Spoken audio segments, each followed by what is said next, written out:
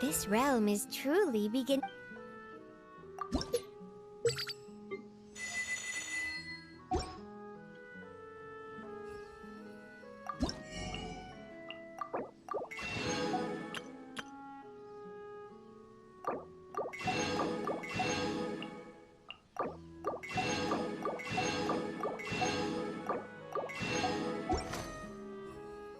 If you ever...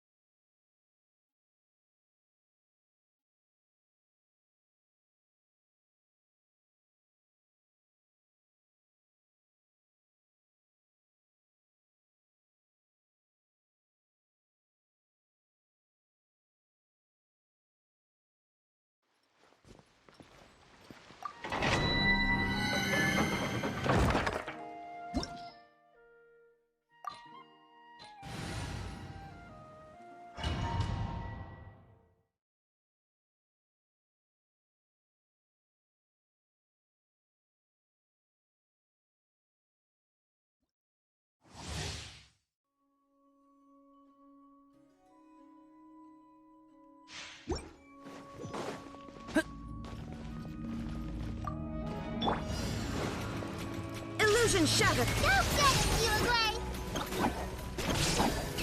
Stay put! As one with wind and cloud! I'll uproot you!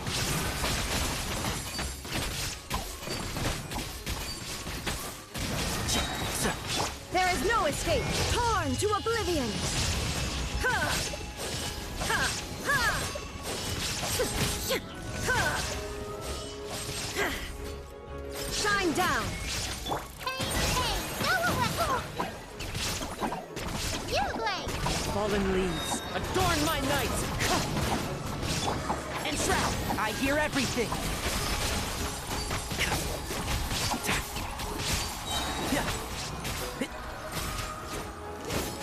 Illusion shattered! Wind strider!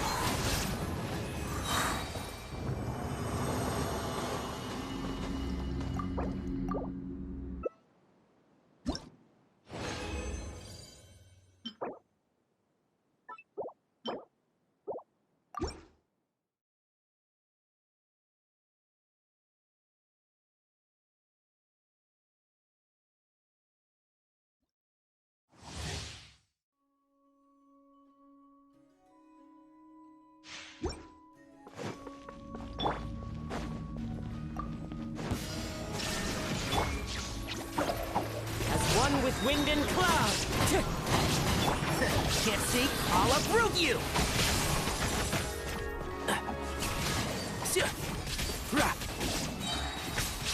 There is no escape! One with the force! Time to go! Ready, go! Inazuma shines eternal! Shine down!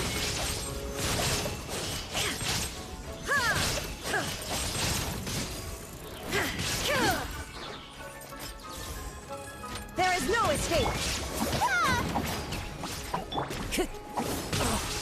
Wind strider! And Shroud, I hear everything!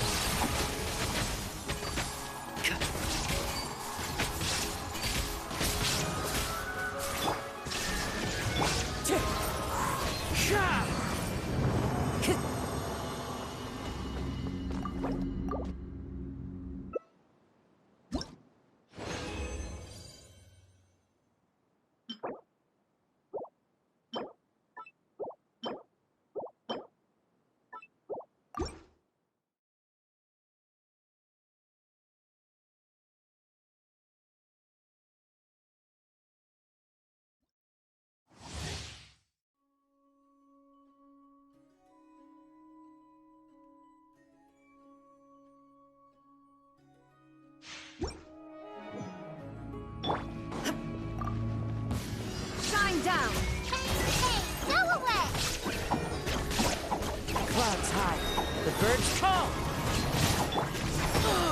Keep up. One with the force. Let's nip that in the bud.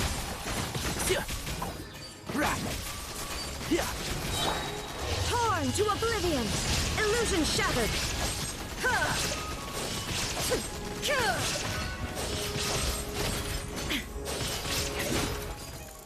And shroud! I hear everything!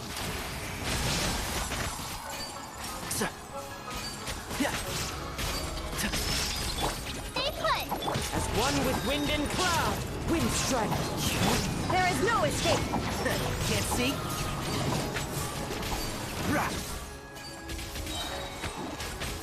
I'll uproot you!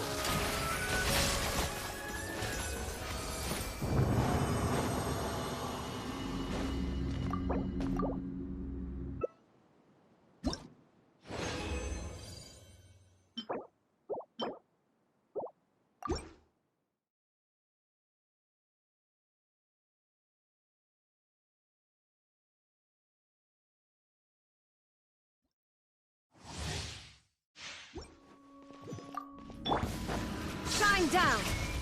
Go get it, you away! Don't be scared! And shroud!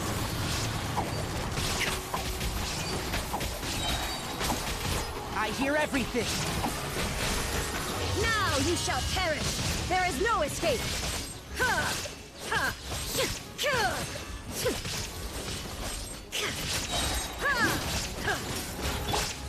Ready, go! That hurt real bad! Fallen leaves, adorn my night! One with the force, I'll uproot you! One thing after another!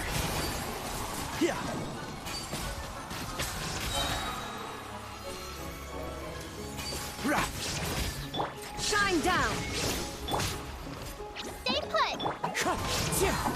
And shroud, I hear everything!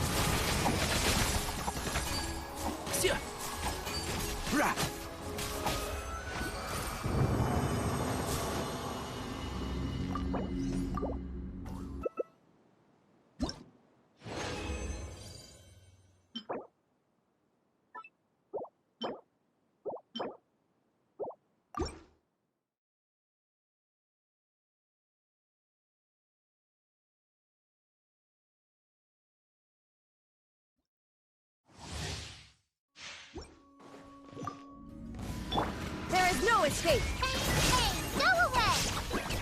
You away! Clouds high, the birds call! Can't see? I'll uproot you!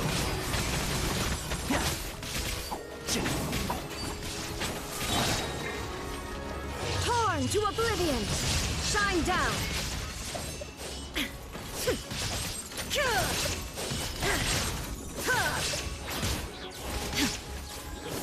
Ready, go! Don't be scared! As one with wind and cloud!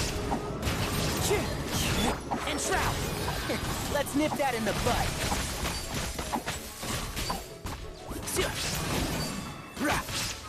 Illusion shattered!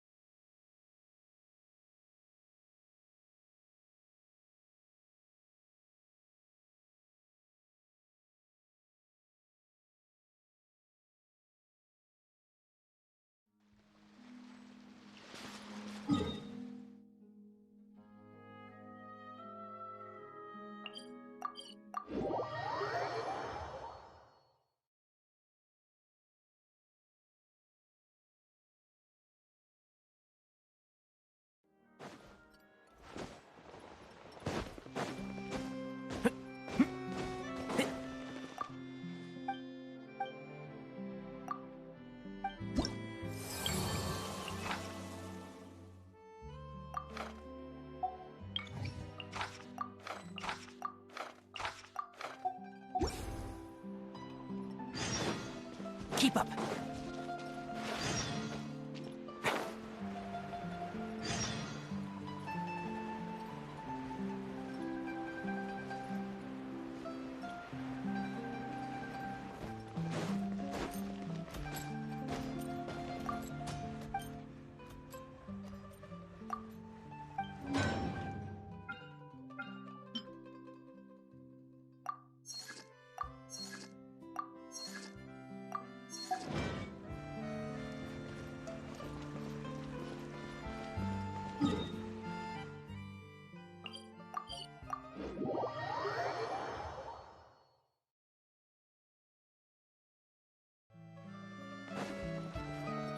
Add as...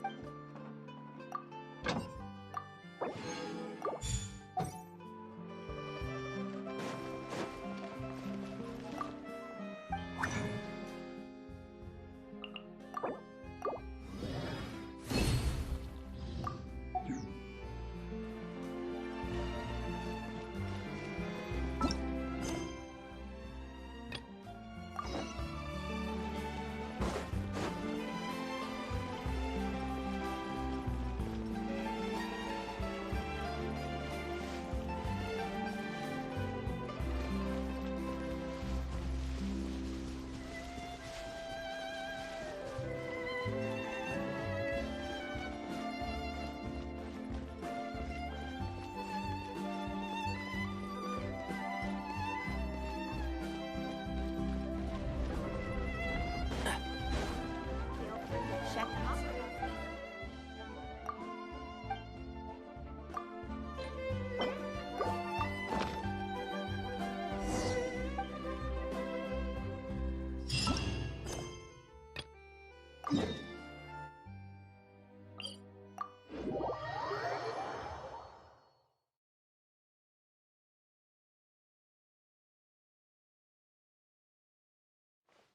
Keep up.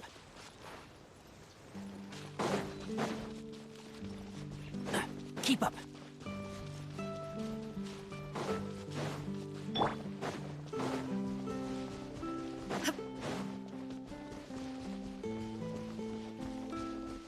Shine down! Hey, go away!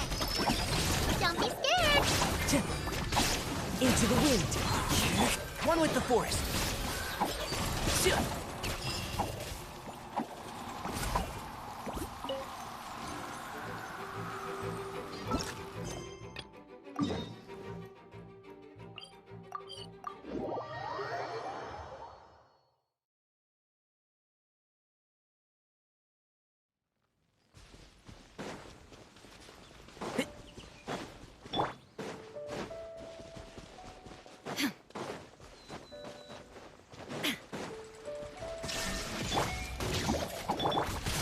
One with nature.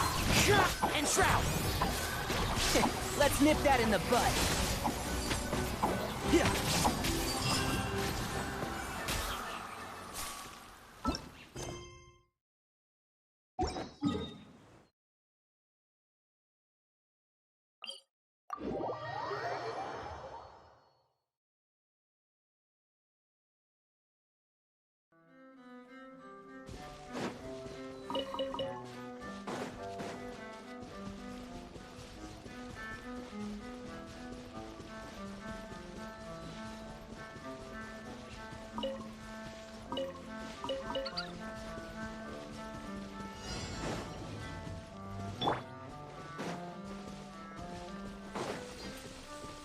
Illusion!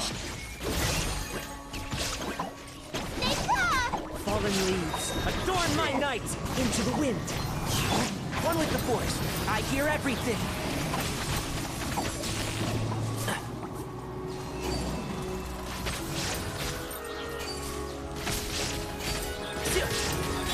There is no escape! Go get it, you little...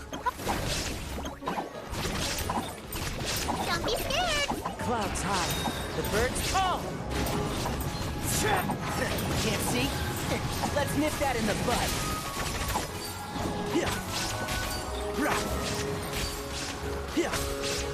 Inazuma shines eternal! Illusion shattered!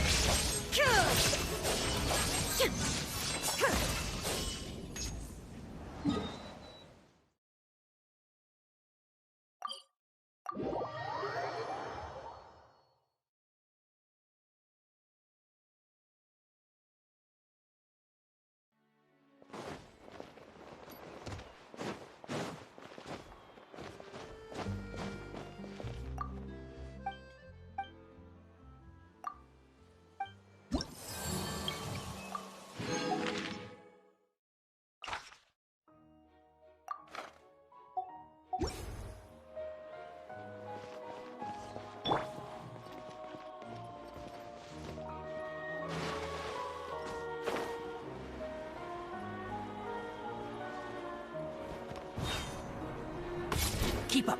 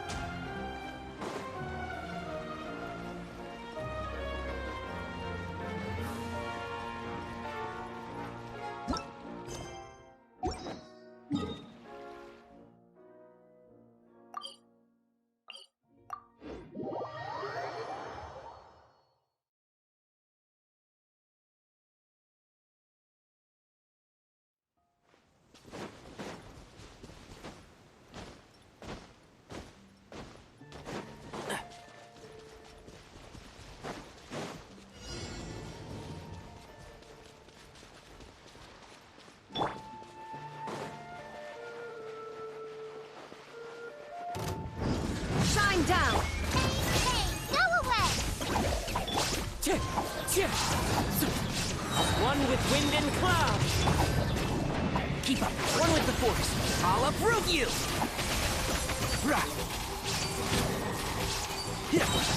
Now you shall perish! There is no escape! Ha!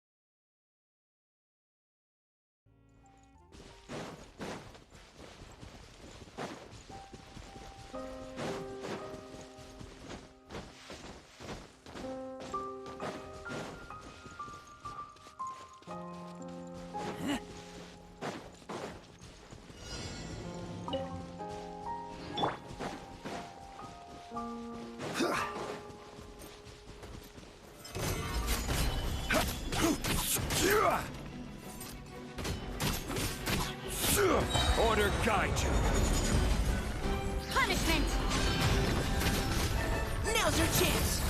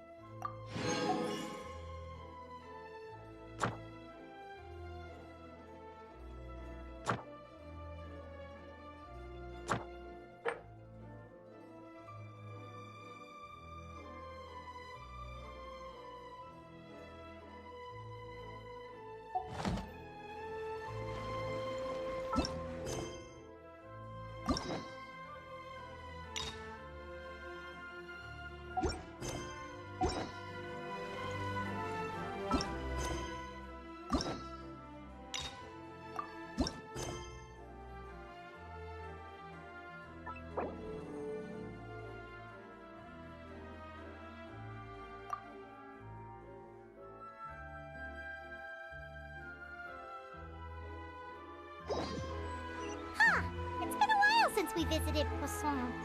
Maybe we should head over and have a look around.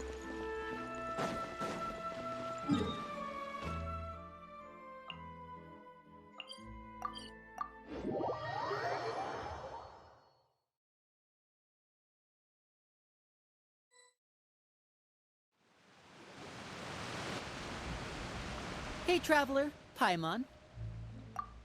Oh, Paimon knows that voice! Over here.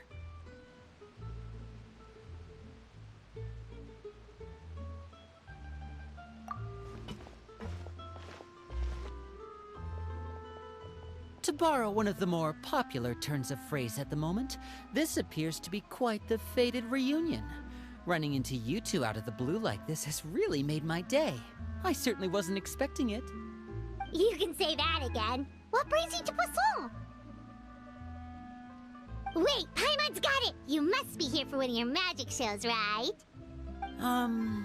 Actually, we've run into a bit of trouble on the home front, so Father arranged for us to stay in Poisson for the time being. Oh, are Lynette and Fremine here too? Yep, along with most of the other members of the House of the Hearth. You may have noticed Poisson seems a bit more crowded than usual. So you're saying nearly the entire organization has moved to Poisson? Sounds like you've run into way more than just a bit of trouble. What's really going on? Well... Since the two of you are so curious, perhaps I can fill in the gaps. You scared Paimon half to death! Father, you're here. You know... On second thought, maybe we don't need to know? It's all probably super confidential House of the Hearth stuff, right? We totally weren't trying to pry or anything. No need to be nervous. I could sense your genuine concern from your conversation just now. Of course, I can also understand your confusion. Sending so many Fatui here to Poisson, it's only natural that some might suspect an ulterior motive to be involved. I understand. I'm well aware you've had your fair share of confrontations with the Fatui in the past, and I can't exactly guarantee that we'll remain on good terms in the future. As for right now, however, I would say we have little reason to be at odds, wouldn't you agree? The House of the Hearth could stand to be more open with those who have worked so closely with us in the past. As for the issue at hand, well, it hardly relates to any ulterior motive. To be frank, it all stems from a certain rumor circulating around the House of the Hearth. It's an internal matter. What sort of rumor? A rumor that a certain phantom child is hiding away in the House of the Hearth. A phantom child? Ooh, just hearing the name is giving Paimon the creeps. A spirit that should have long ceased to exist is lurking in the shadows of the House of the Hearth. So I decided to bring the children to Poisson before continuing to investigate the situation. I expect I should be able to track down the spirit fairly quickly. After that, it's just a matter of resolving the situation, if you will. It shouldn't be much trouble at all. If you're curious, or if you still have some concerns, it might be advisable to stick around for a few days. I'm sure the children would be exceedingly pleased to welcome some visitors. Lenny, I'll leave you to entertain our guests. I have some matters to attend to. Of course, Father.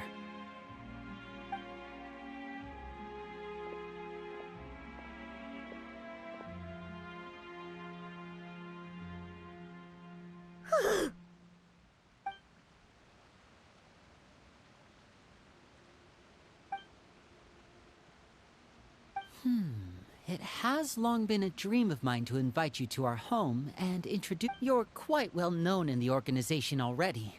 A lot of people have been talking about you, especially after everything with the prophecy. If you're willing, why don't you stay a while and have a little chat with us? Alright.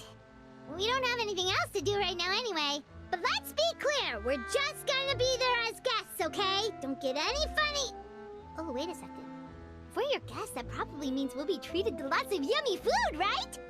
Of course. During our stay in Poisson, we've been helping out the locals with some fishing. We bring in quite the bounty every day. In fact, today's the perfect chance for me to show you what I can do in the kitchen. Let's go. I'll take you to where we're staying.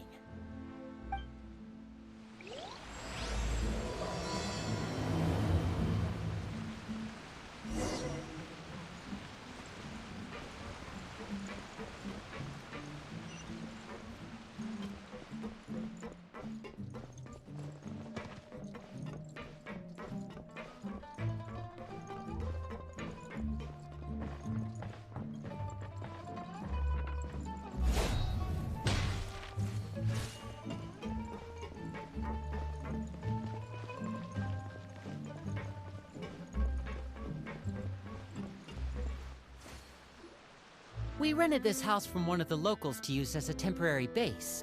I'll come back later and tidy up a bit. After that, it should be all ready for you to stay in tonight. Awesome, thanks! So, where are we off to now? Well, when I happened to run into you two earlier, I was actually in the middle of distributing some supplies. With this many people staying in Poisson, we have to bring in outside supplies every now and then. I should probably make sure the rest of these provisions get delivered. Otherwise, people might start to get antsy. Okay, we'll come with! There are all sorts of rumors about your organization floating around out there. Paimon's not sure. But now that we finally have the chance to see a day in the life of the house, we can take a good look at how you operate! Well, you're more than welcome to come along. Just follow me.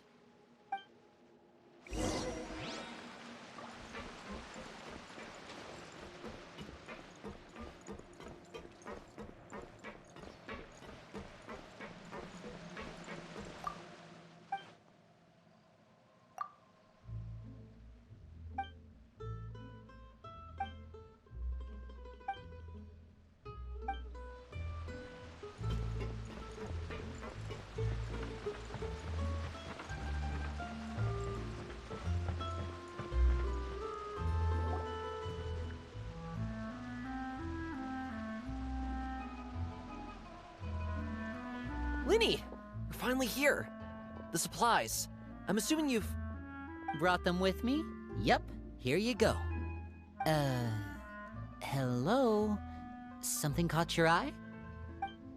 It's the Traveler in Paimon! No way! Come here, everyone! Hurry! The Traveler and Paimon are here!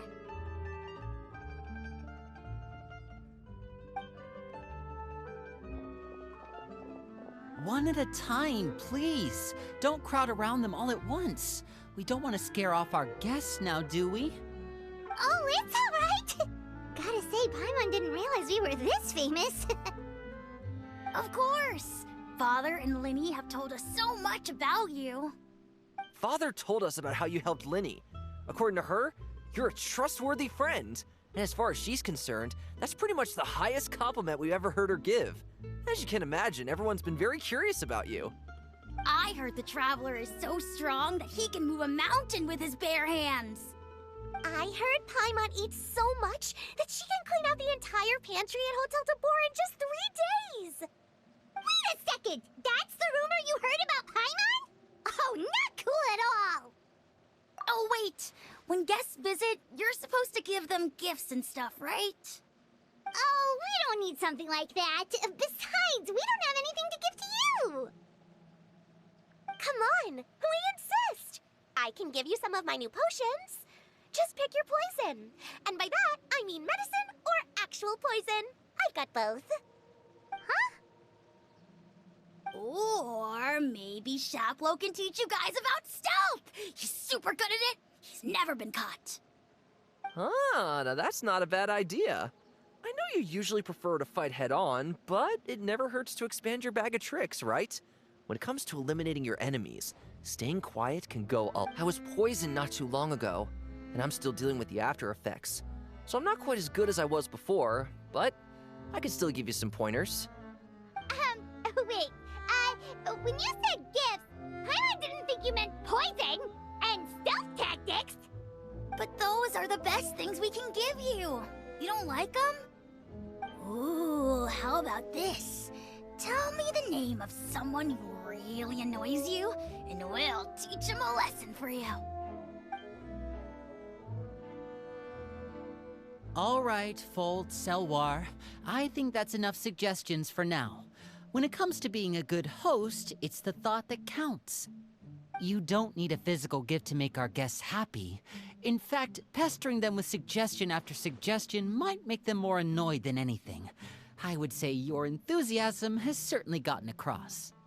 Really? Awesome! It's been so long since we have had guests to play with. If there's anything you need, just let us know. Yeah, especially if it's poison or something. I've got all sorts of potions for that. Well, we'll talk to you all later. We've still got supplies to distribute. All right, see you later.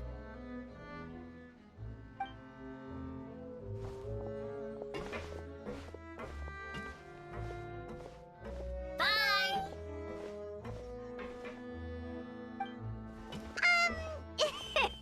Lenny, about all that poison and stealth tactics talk just now. Scared you, did it? That kind of talk comes with being part of the House of the Hearth. When Foltz was really young, he strangled all of his family pets, just out of curiosity. He was labeled a dangerous problem child and was abandoned by his family. Elwar has an unnatural obsession with potions. Father has forbidden her from trying all the different concoctions she comes up with, but she still tries to test them in secret. You really have to keep an eye on that one. Chaplot is around my age. While I'm mainly responsible for collecting intelligence, he handles surveillance. He's very passionate about his work and has no reservations about taking on some very difficult missions. I know you two probably aren't used to that kind of talk, but I can promise you they only had the best of intentions. Things like stealth tactics and developing different poisons, they really mean a lot to them. They were just trying to share the best of what they could offer, that's all.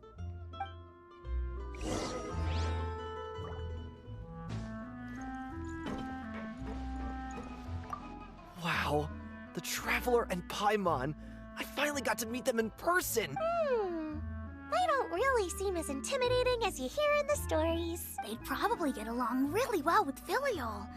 If only they got here sooner.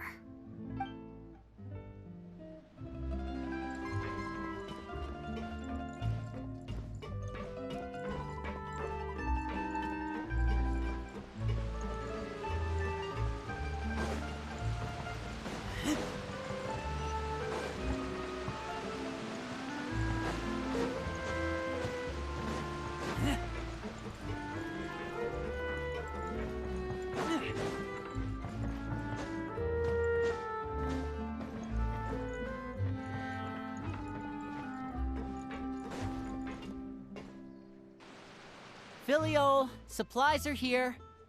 Thanks. And who are these two? Outsiders? Allow me to introduce you. This is the Traveler and Paimon. Oh, you're the famous duo I've been hearing so much about. It's nice to meet you. I heard you've traveled to all sorts of places. Is that true? Of course! We're making our way all across to that! Oh, good for you. You must be pretty familiar with Fontaine by now, then. Have you seen the new opera that started running recently? I think it's called... The 4,000 Thieves? Oh, this is the first we've heard of it. It seems like it's going to be fantastic. From what I've been able to tell from the posters, anyway. You should definitely check it out if you have the time. Oh, and there's the Blind Maiden, too. That one is supposed to have audience interaction. Seems pretty interesting. After this mission is over, I think I'll go get a manicure. Oh, maybe I should dye my hair. Wonder how much it'll cost. Is it just Paimon, or do these two seem much easier to get along? I heard that. Oh! Oops. I'm guessing you're referring to Foltz and the others? Yeah, we're definitely not all like them. I bet those crazies are practically foaming at the mouth right now. I'm sure they just can't wait to get back to Snezhnaya to carry out the plan. That's enough, Filiol. Don't talk about family members behind their back, right? Whatever. Let's go. Guess this is goodbye then. If you ever have some time, we should go see the opera together.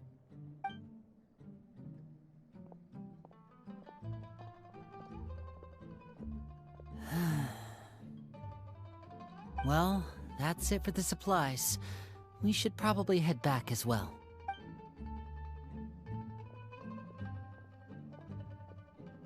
Well, they didn't seem too happy with each other. Seems like there could be something more going on here. You're right. We're only here as guests after all. Oh, Linny's getting super far ahead. Come on, let's catch up.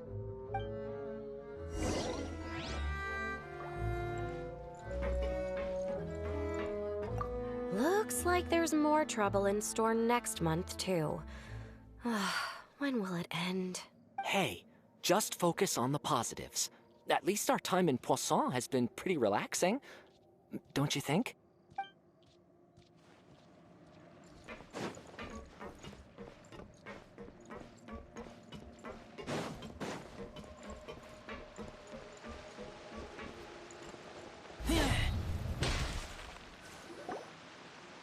So, what do you think of the members you've met so far? Well, Father is always encouraging us to be strong-willed and independent. So if there's one thing we've got, it's people who aren't afraid to speak their mind. Well, I should probably get cooking. Wanna join? Of course!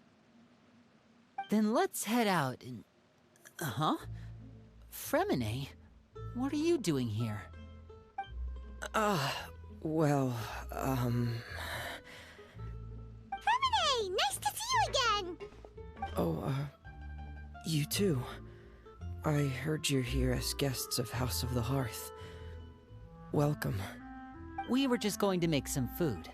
Why don't you come along?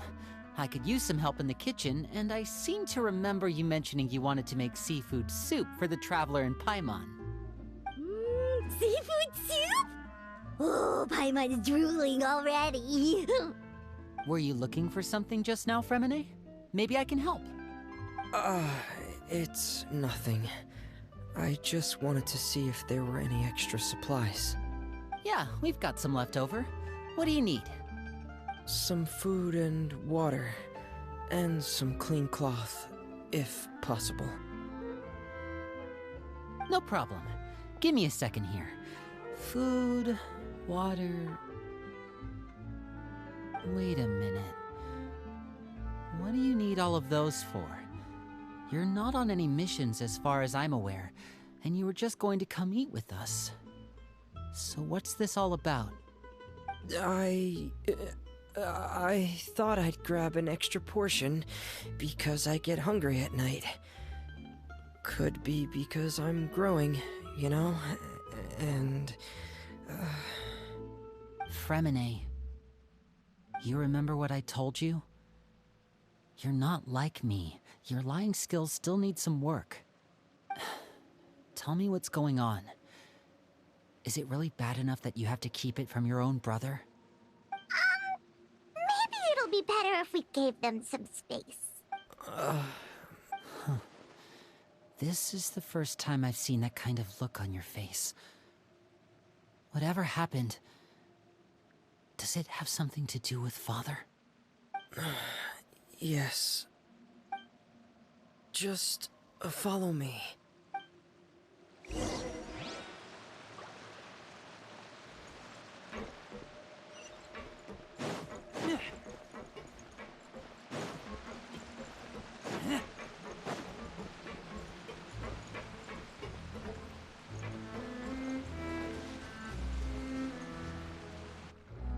You're back! Oh, and you've brought some friends with you this time. Hello, my name's Linny. I grew up in the House of the Hearth. And you are? Hi, Linny.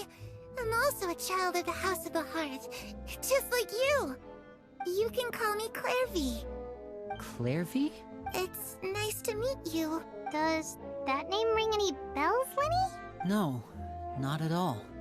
That's not a name we have on our roster, I'm sure of it. What I'm not sure of, though, is how she managed to sneak in. She must be the phantom child Father's been searching for. From the looks of it, I'm guessing you were the one that found her, Fremine. You, haven't told Father, have you? No, I haven't told anyone. I've just been keeping her hidden. For how long? About half a month now. So ever since we got to Poisson, then. Do you have any idea what you're doing? I know what I'm doing. Really? 'Cause from where I'm standing, it looks like you're hiding the very person Father has been trying to find. If Father finds out about this, everyone involved is going to be punished. You know the rules of the house, Fremine. I know you do. Father doesn't tolerate any form of betrayal. So why are you doing this? I've thought it through. And I just can't hand her over like that. Linny, don't you remember last year? Sheplo nearly died after getting poisoned during that one mission. He wasn't able to get back before the poison started taking effect. And not a single person was there to help that night. While I was sleeping, I heard a voice telling me to go save him. I opened my eyes, but I couldn't find the source of the voice. I thought maybe I was just hearing things, but I went to look for him anyway. Luckily, I got there with enough time to save his life. That feeling of being haunted, of hearing voices, it's happened many times in the House of the Hearth. I'm sure you've noticed. So what you're saying is, that was her? She was the one who spoke to you that night? Unless there are other spirits roaming around the House of the Hearth, I don't think there's any other possibility. If Clairvy were our enemy, it wouldn't matter whether she was a spirit or an actual child. I would have acted without a second thought, because that's what Father ordered us to do. But she's been living with us, helping us from the shadows all this time. I think that makes her family. I couldn't just hand her over to be dealt with. Not when there's so much we still don't know. So what's your plan then? You can't keep her here forever. Someone is bound to find out eventually. I haven't thought that far yet. I don't want to disobey an order from Father, but I also don't want to put Clairvy in danger. Come with me. There are a couple things I'd like to say to you in private.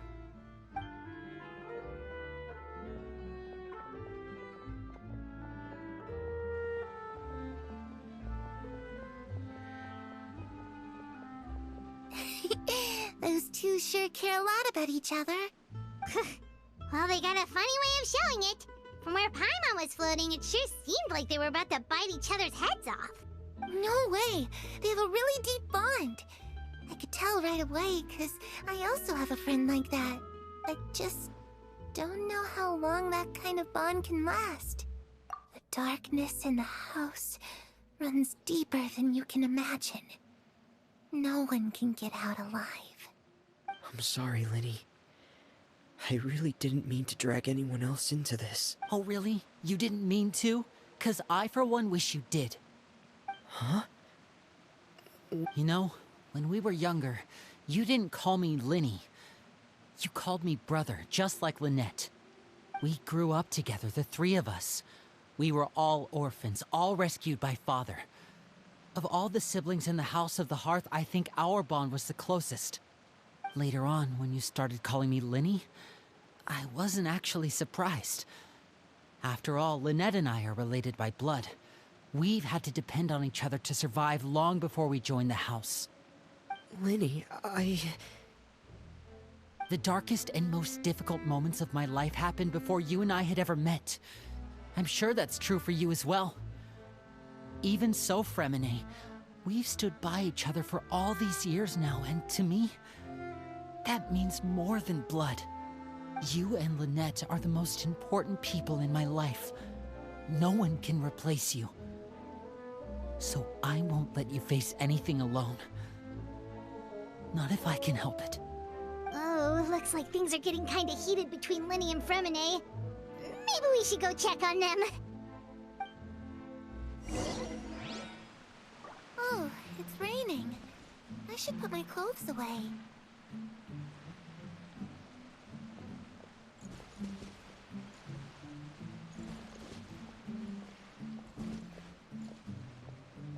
Perry? Huh. Looks like she's not here either.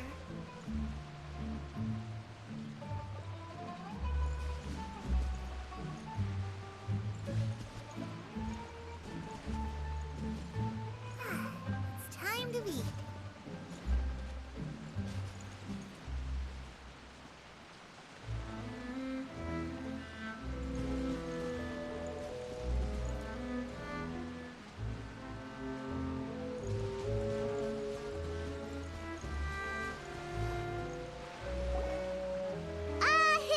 Hey, you two!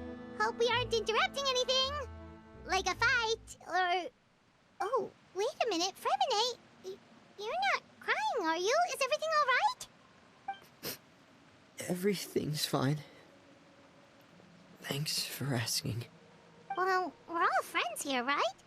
We've been through so much together, so if there's anything we can do to help, just say the word. It's just a small family dispute. It's not something our guests should trouble themselves with. In fact, it might be better if your stay ended here. What are you getting at, Traveler? When guests are around, families are often on their best behavior. And any disputes are less likely to escalate. I just... Thank you. I was really hoping to keep you out of it. But even if I could think of some other reason to turn you away, I'm not sure I could convince you. I know things could turn dangerous, so I promise you this. From now on, I'll protect you like my life depends on it. Me too. Well, back to the matter at hand then. If we don't plan on handing Clairvy over to Father, then our only other option is to solve the mystery of her identity before Father is able to track her down. That means finding out where she came from and what she's doing here. Then we can send her on her merry way and pretend like none of this ever happened. I've tried that already. And? And... nothing. I tried taking her somewhere really far away, but... after some time, she just reappeared. She even came with us all the way to Poisson. It seems like wherever the house is, she follows. I don't know much about spirits. Do you two have any ideas? Let's see here. Paimon remembers hearing something like, if you fulfill a spirit's last wish before they died, they'll let go of whatever's keeping them here and return to the ley lines. Oh, it's just that Paimon doesn't really remember where she heard that, so it's not guaranteed to work or anything. Well, sounds like it's worth a shot. Guess that means we should go ask her about her wish. But first, Fremine, I need you to promise me something. What is it? I need you to promise me that this will stay between the two of us. We're the masterminds behind this whole thing. No one else gets involved. Can you do that for me? Of course. I promise. All right. Then let's seal the promise just like when we were kids. Fist bump on 3. Ready? 1, 2, 3. I swear.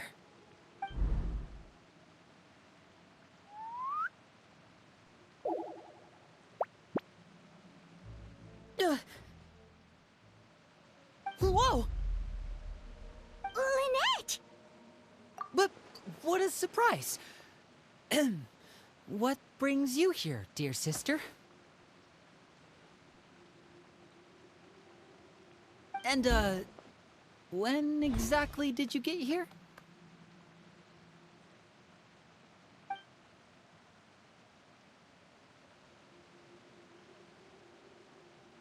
You're an idiot, brother. And you too, Fremine.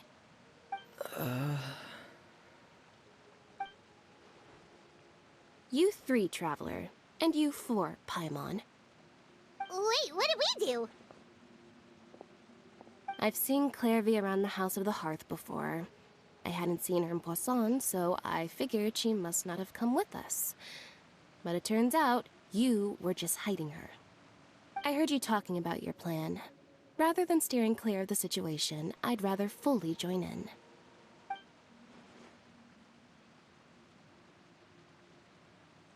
If you don't agree, I'll have no choice but to report everything back to Father. Simple as that. You're not giving us much wiggle room here, Lynette. Well, I guess we're all in this together then. After we talk to Clairvy, we'll figure out our next move. There's no time to lose. Let's go.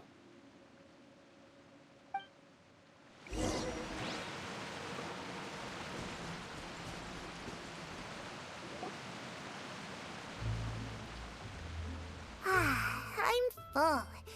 Thank you for bringing me this food, you guys. She said she's full, but the food doesn't look like it's even been touched. That's right. Based on what I've been able to observe, it doesn't seem like Clairvy can interact with the physical world at all. Still, when she's presented with food, she'll always linger around it for a good little while. Maybe, in her mind, she really is eating those things. Does she know that she has already passed away? I've tried to ask her, but she didn't answer. My guess is that she's just as confused as we are. Or maybe she couldn't understand the question at all. Clairvy, if you've got some time, I'd like to ask you a few questions. Sure. Oh, another new friend. Hi, I'm Clairvy. Hello. Clairvy, how did you join the House of the Hearth? Huh? Isn't it the same for everybody? The knave brings you here and then you can't leave. It's just that your name, it's not on the roster. And I've never seen you before. The roster? Oh, I get it now. I think there might be some things you don't know about this place. The people in charge, they're not as nice as they look. They say they keep a roster, but it's not complete. There are a lot of people who aren't on it, and never will be. In this house, some people are family, and other people are just test subjects. Those kinds of people aren't ever going to get a place on the roster. Unless it's the roster of people who've been executed. Wait, does that mean the name... She... Is there anyone that can vouch for you? Perry, she's my best friend. She's the only one I trust in this place. Have either of you heard of that name before?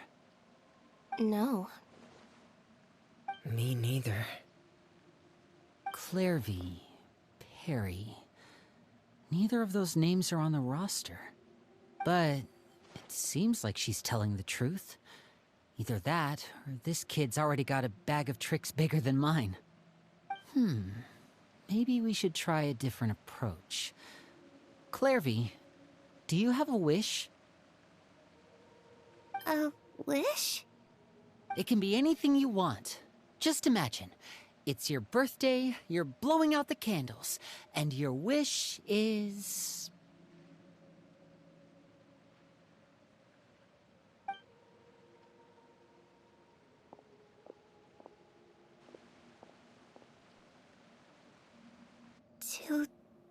To go outside, where the sun can find me.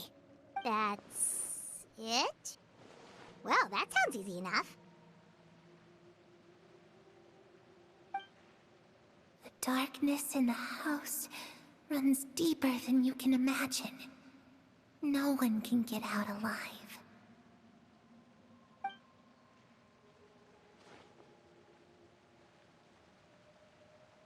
Okay, time to divide and conquer. Listen up, I've got a plan. I'll try and find a way to use basic illusory magic to take Clairvy outside and bring her somewhere with sunlight. Lynette, try and find the list of executions that Clairvy was talking about, and see if her name is on it. Fremine, you stay in Poisson. We can't be the only ones who've had run-ins with Clairvy. I need you to collect intel on everything she's said and done. Understood. I'll try my best. What about us? What should we do? I really appreciate your willingness to help, but this is a family matter. I don't want to drag you in too deep. It's too risky. Let me think. Since Father considers you to be guests, maybe you could stick by her side for a little while. You don't need to do anything except keep up some nice, casual conversation. Ah, Paimon gets it. You want us to distract her. I'll give you a magic bird. If Father suspects something, all you need to do is release it when she's not looking, and it'll alert me that something's wrong. Of course, that's only as a last resort. If Father doesn't seem to notice us, there's no need to make contact. We'll reconvene here tonight after all's said and done. If the worst-case scenario happens and we're discovered, just tell Father everything. We're not going to let our guests get punished for our own actions. That's you too. Okay, this is where we part. Father should be at the beach nearby.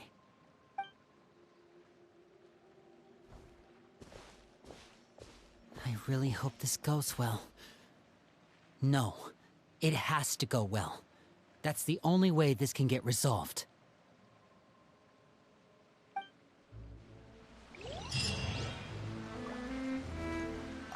Clairvy, I'd like to take you somewhere. Is that okay with you? Sure. Where are we going?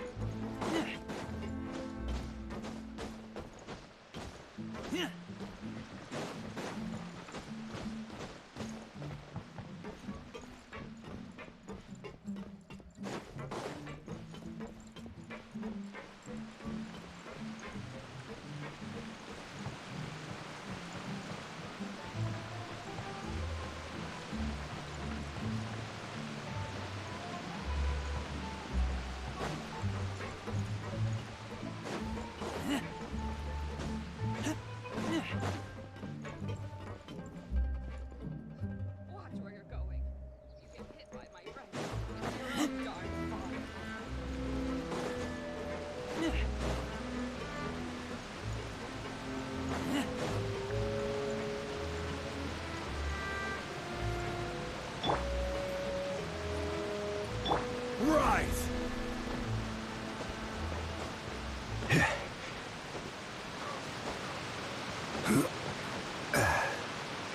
You can't run!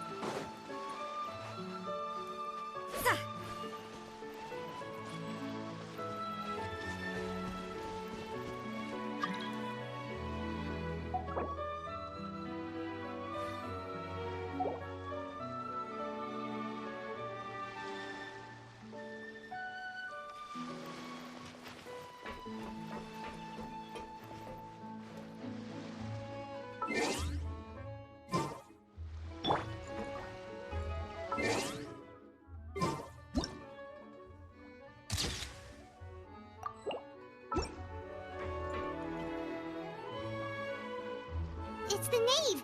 And... child! Hey, aren't you supposed to be in Snezhnaya recuperating?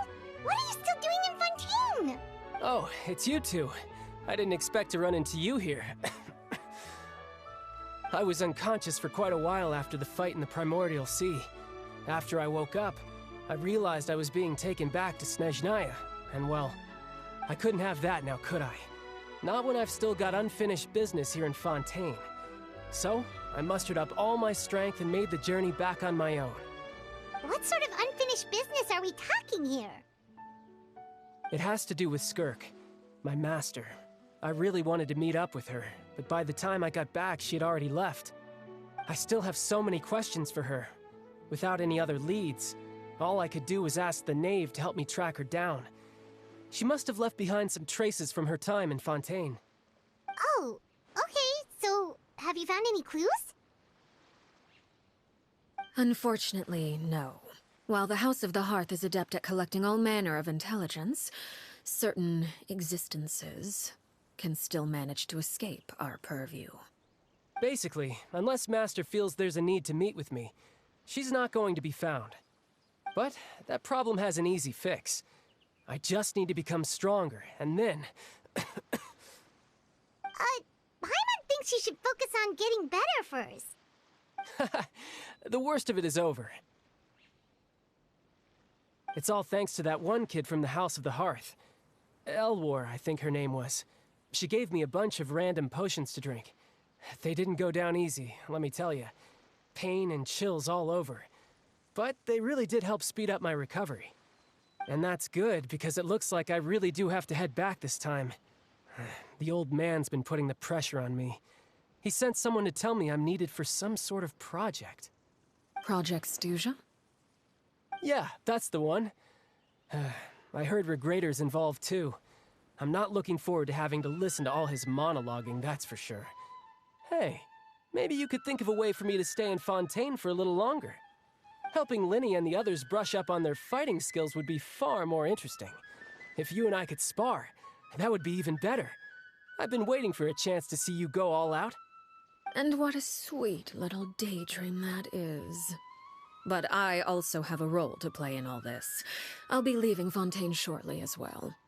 Besides, considering how little they see fit to step outside the homeland, being called on to return to Snezhnaya by such illustrious dignitaries, what a great honor. Wouldn't you agree? One I could do without, I'd say. Is it just Paimon? Or does it kind of seem like they're...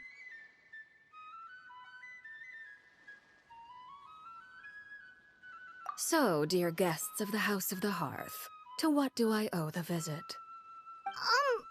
Well, we just... Right! We're super close to Linny and the others, but we still don't know much about you! Is that so? Introductions have already been made, have they not? Oh, well, you see? There's only so much you can learn about someone from a short introduction. At least tell us something a little extra, like, why do you call yourself father? Huh, good question. I'd also like to know. The fact that you have to ask tells me our intelligence work has been quite successful. Telling you the answer to that question would only serve to undermine that success. And we can't have that, now can we? Spoken like a true diplomat. That was some expert sidestepping right there. Well, if there's nothing else, I think I'll take my leave. I still have a small matter to resolve at home. Wait, don't go!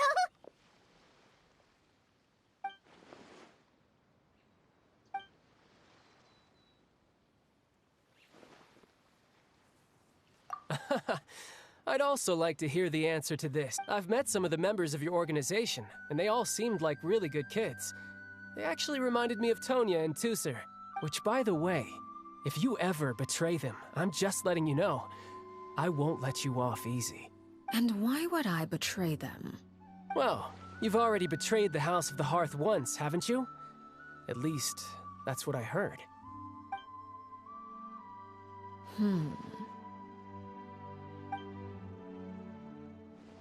Okay, I admit. That's just what the old man told me. The rooster, I mean.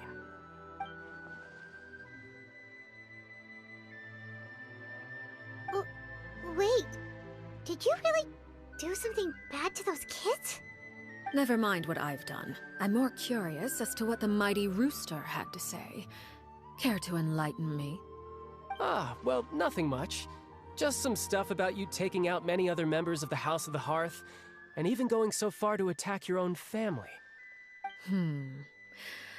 I see. Huh. Based on your reaction, I'm guessing it's all a bunch of lies. Hardly. I don't appreciate his particular turns of phrase, but I suppose he didn't say anything untrue. Although, it would be more accurate to say that there is a certain level of prejudice involved, but I don't intend to clear that up just yet. Prejudice has a funny way of concealing the real truth behind certain things, an attribute that I find to be quite advantageous. Call yourself a Fontanian, for example, and people will assume all sorts of things, when the real truth is that this is simply the land where I was raised. Huh? You're not actually from Fontaine? But then why did you try to help out with the prophecy and everything? I was trying to protect the children born in Fontaine. Claiming that I myself was a Fontanian simply made it easier to operate. People would hardly suspect a fellow Fontanian of having any ulterior motives. Who wouldn't want to save their homeland, after all? The primordial sea wouldn't have any effect on me, but it would have caused great harm to the House of the Hearth.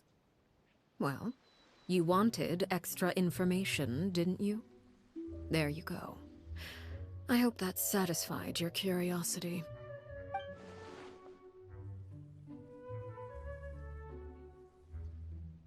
So, you stayed in Fontaine for the kids. I guess I was wrong to believe you'd betray them. Apologies. Looks like I was holding on to some prejudices myself. Good. Like I said, I like it when others have misconceptions of me. Actually, while I was recuperating at the House of the Hearth, there was something else that really caught my attention. I heard that members always resolve disputes and arguments with a friendly spar, and the loser has to back down. Seems pretty cool if you ask me. Would also give them plenty of opportunities to hone their skills. Well, that's only a recent development. In the past, such spars weren't nearly so friendly. The losing party would lose everything, including their life. They were that high stakes? Whew, at least that's not a thing anymore. Well, the current atmosphere's not half bad. I'm a bit jealous, actually. You've got so many family members around you, and you even get to live with them. Having a lot of family around means dealing with a considerable amount of bickering and scheming. Once Tonya and Tusser enter their rebellious phase, I'm sure you'll understand. Just imagine. Tusser becomes obsessed with plucking out strands from the rooster's mustache, or Tonya decides to dye her hair 42 different colors. Okay, okay. I get the picture.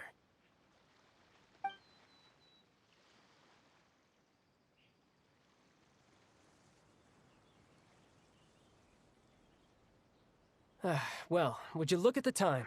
I should probably get going. Traveler, Paimon, I'm not sure where our paths will cross next, but the next time we run into each other, we should definitely try and find some time to spar. Again, maybe this is a conversation we can have when you look less like you're gonna keel over. All right. Well, thanks for everything, Arlecchino. No thanks necessary. You also played a part in obtaining the Gnosis. I would say we can call ourselves even. I like the sound of that. Well, I'm off. See you all some other time. We should probably get going too. Do you want to head back with us? Oh? You want me to leave so soon? Oh, well, you see, I'm rather enjoying the evening breeze. If you don't mind, I think I'll stick around for a bit. I have some things to think about. Apologies for not attending to you like a proper host. Please forgive this slight. I do hope you'll have a pleasant stay. We managed to keep her distracted until nightfall. Good thing Child was there to keep the conversation going. You don't think she suspected anything, do you? Oh, I wonder if Liddy ran into any issues. Let's hurry back and see how everything went. Oh? You decided to stay a little longer? Let's take in the ocean view together, then.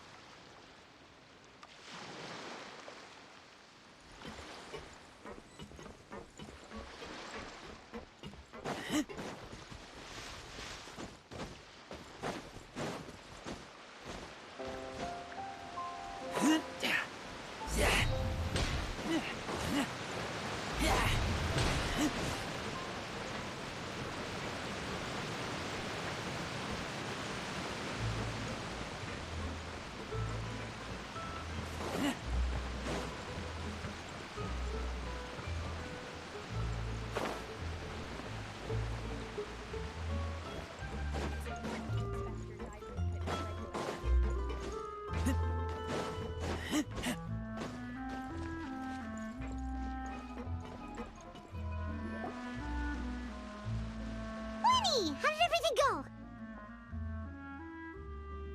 Well, long story short, we ran into a small issue. Clairvy can't go into the sunlight.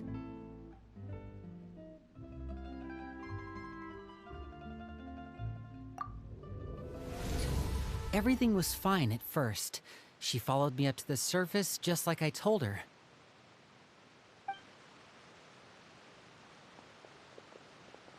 But as I led her out of the shadows and into the sunlight, she vanished.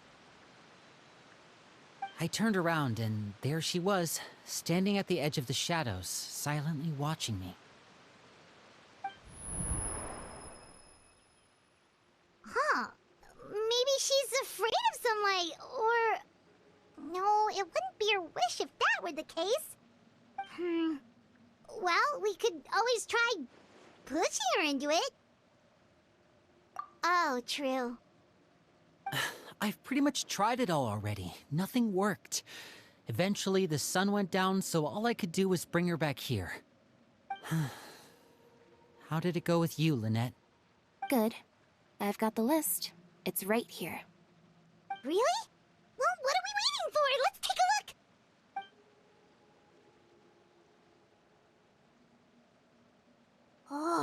That's a lot of pages. Oh, it's gonna take forever to get through it all. We can each take a section. Here.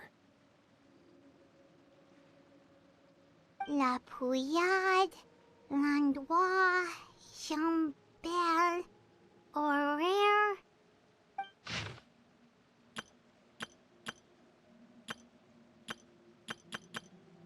Oh, yikes. That horaire guy has a huge scar on his face. He's kinda giving Paimon the creeps. Ah, I've met him before. The scar is from an injury he received during a mission. I still remember him joking with me about it. He said any future lover would take one look at him and then lose all interest.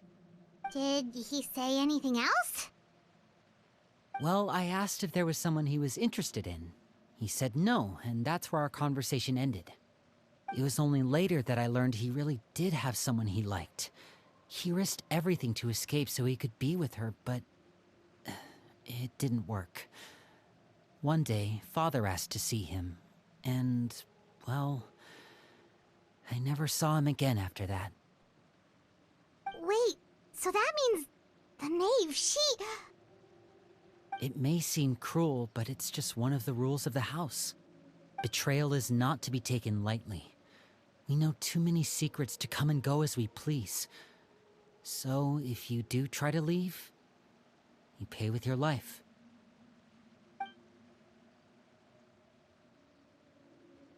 Her name's not here, huh? Well, that's not too surprising. It doesn't seem like this list is complete. It only contains records dating back around 5 years. Let's shift our attention then. Fremine, were you able to find anything out? Fremine. Sorry. I was thinking about something. I managed to talk to quite a few people, but I couldn't help but notice that the atmosphere in the house was a little... strange. Strange? Yeah, I mean, I know there have been arguments in the past, times when people haven't gotten along. Chaplot and Filiol are a good example of that. Oh, those are two of the people that we met while delivering supplies. Paimon can see how they might not get along. They had very different vibes, and their, interests seem to be pretty different as well. That's to be expected, actually. Father brought us all here, shared her knowledge with us, taught us how to fight. That's one thing we all share. But that's also where the similarities end. Not all of us feel the same desire to stay here. As members of the House of the Hearth, we're also considered part of the Fatui. And to a lot of people, that's an identity they never asked for. Certain members get older and realize they want something else for themselves. But considering the rules of the house, most people would never say that out loud. People like Chaplot and Foltz are loyal to Father and her vision. They're proud to be part of the Fatui. Filiol and Nantoy, on the other hand, well, they aren't quite as enthusiastic. These kinds of conflicts have always been there. It's not like Father is in the dark about any of this. Well, that's true. But it just feels like things have gotten worse lately.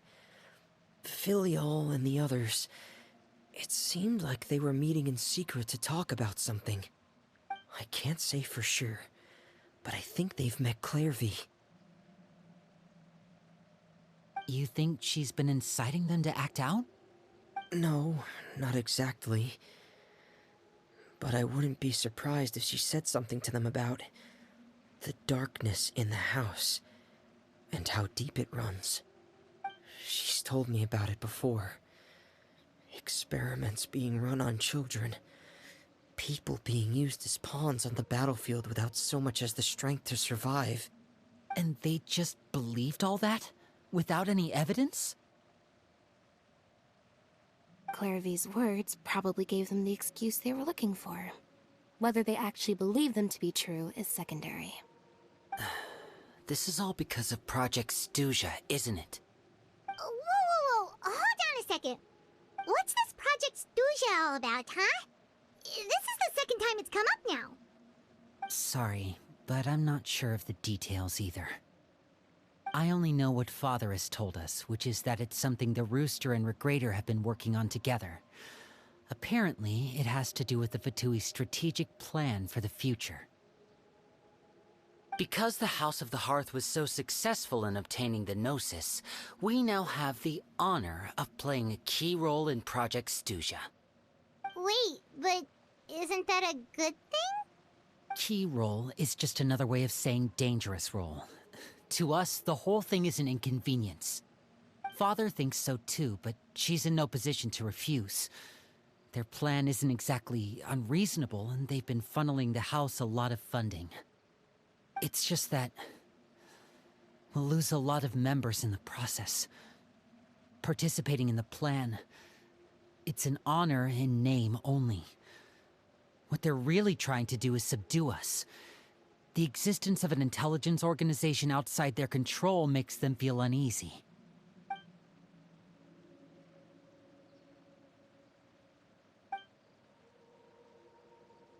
Okay, super complicated top secret Fatui business aside, what does all of this have to do with the conflicts you were talking about earlier? Paimon doesn't get the connection.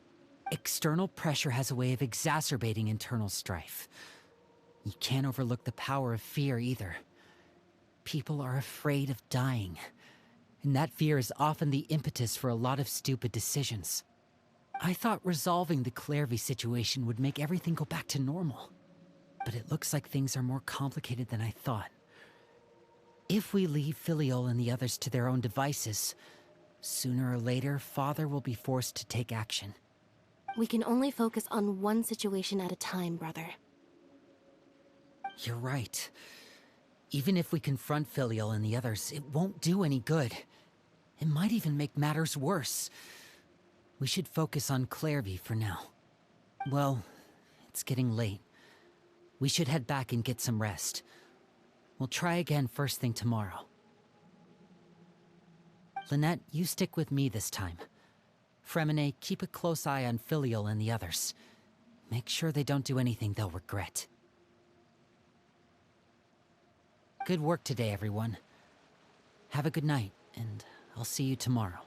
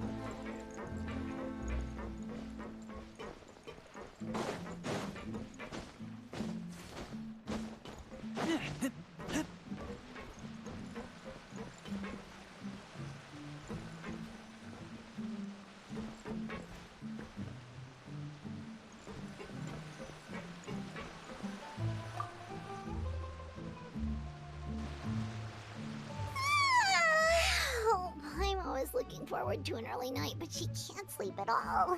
Hey, you don't think the knave will be too angry with Lenny and everyone if she finds out about all this, do you?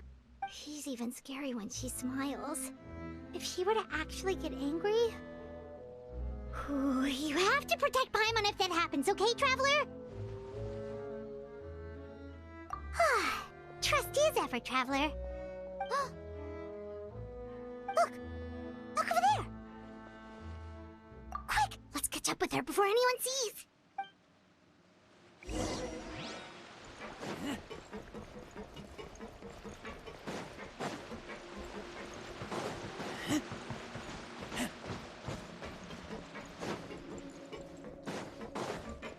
Over there!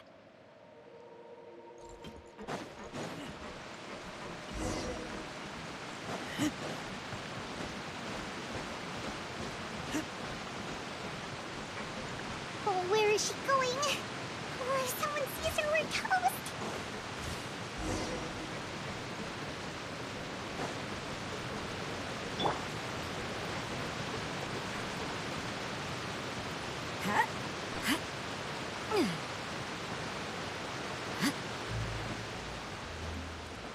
Oh, look! She stopped!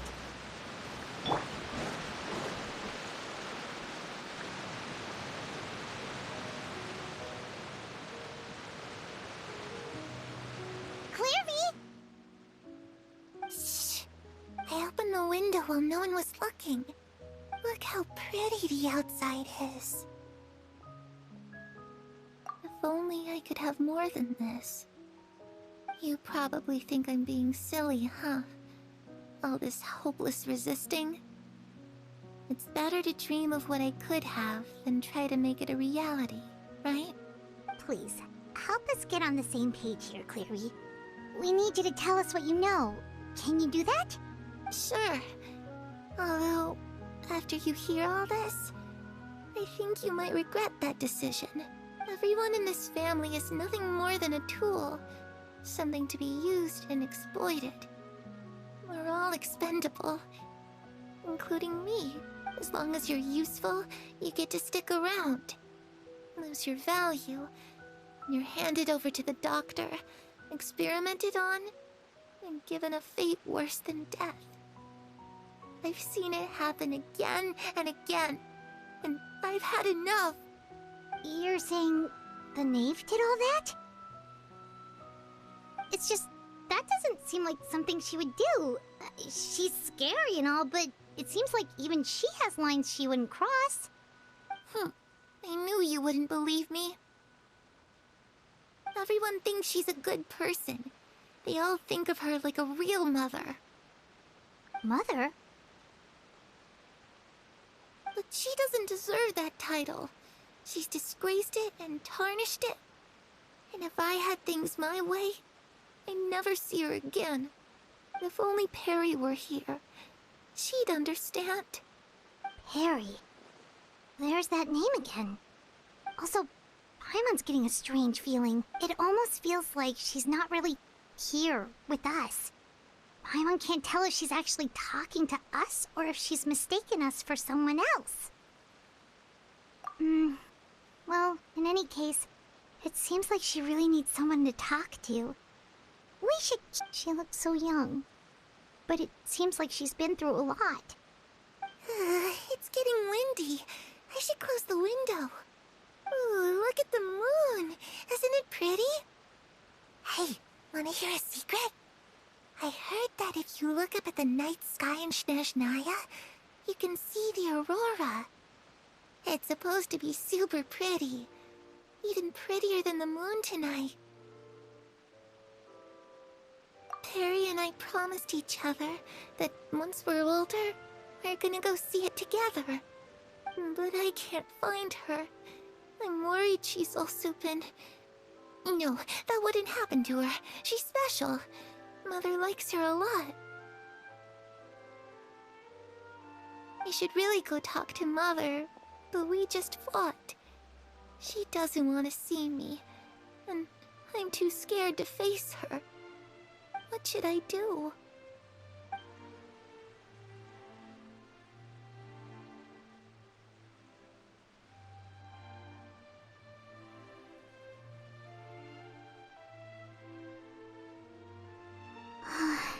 Paimon really doesn't understand what's going on with her. Well, let's head back. We've got an early morning tomorrow.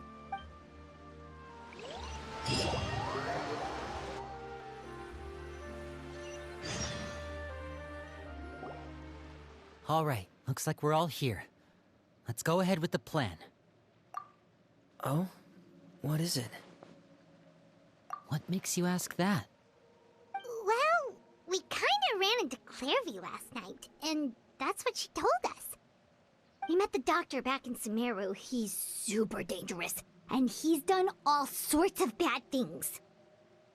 It's possible that Father and the Doctor have had certain dealings, but I don't think Father would work with him. We're not really on the same side, so there's not a lot of trust between them. That doesn't exactly set the stage for a successful partnership. I did hear, though, that when Father first became a Harbinger, the doctor offered to work with the House of the Hearth. Father rejected most of his proposals, except for one. It had to do with some sort of secret experiment. Secret experiment? Could that be what Clairvy was talking about? I don't think so. I don't know any details about the experiment itself, but I do know it's an entirely independent operation. The doctor only proposed a direction for the research. That was the extent of his involvement. I still don't think that counts as working together. The details of the experiment are confidential, but complete records are kept on all participants. That doesn't seem to be the case with the situation Clairvy referred to. I know you don't agree with some of the Fatui's methods, and I'm not asking you to. But I am asking you to trust us on this. The House of the Hearth has its own principles. There are certain lines we're not willing to cross. Alright, that's good to hear at least. Clairvy seems to think the knave and the doctor worked together to do something horrible. If that turned out to be true, Paimon doesn't know how he would even face you guys. It's just that it doesn't seem like Clairvy is lying either. The easiest thing to do would be just ask the knave directly, but Paimon doesn't think she'd tell us. Father didn't come back last night. She's probably still near the shore. We'll be counting on you to distract her. Lynette, you're with me. Fremine, you know what to do. Be on your guard, everyone. All right, let's get to it.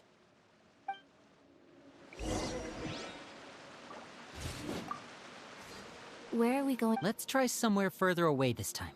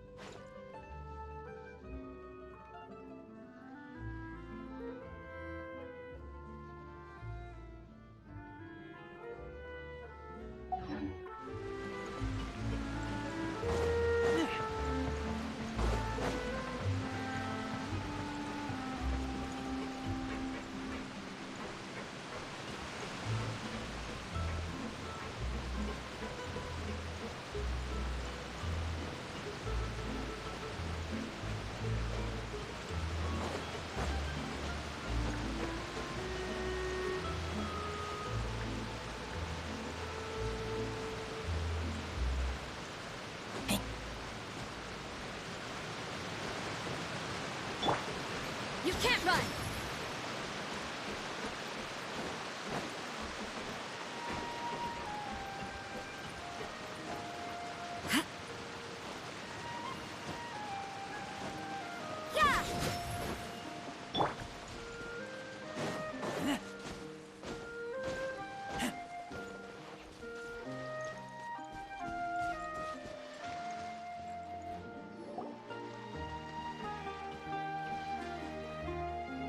Ah, it's you two again.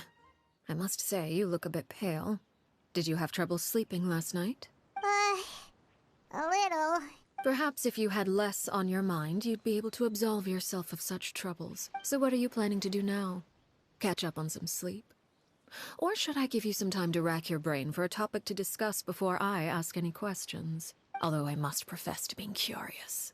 Without Child here, how do you plan on distracting me? Us? Distract you? Looks like you could have used some extra time to think. No matter. If you don't have any other plans, why don't you accompany me somewhere? Don't worry. I'll be sure to steer clear of any scheming children. The ocean breeze is sure nice today. Children always think they can hide things from the grown-ups. But nothing gets past me. Least of all a little scheming.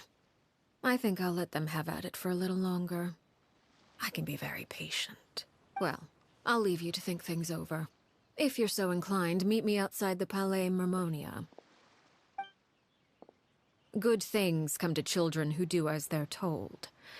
So I do hope you decide to tag along. If only for your friends' sakes. What should we do? She clearly knows about everything we've been doing, and Paimon doesn't think it'd be a stretch to say she was threatening us just now.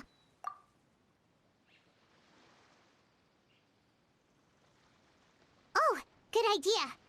Well, we should probably head to the Palais Mermonia. Paimon doesn't want to find out what happens if we don't show up.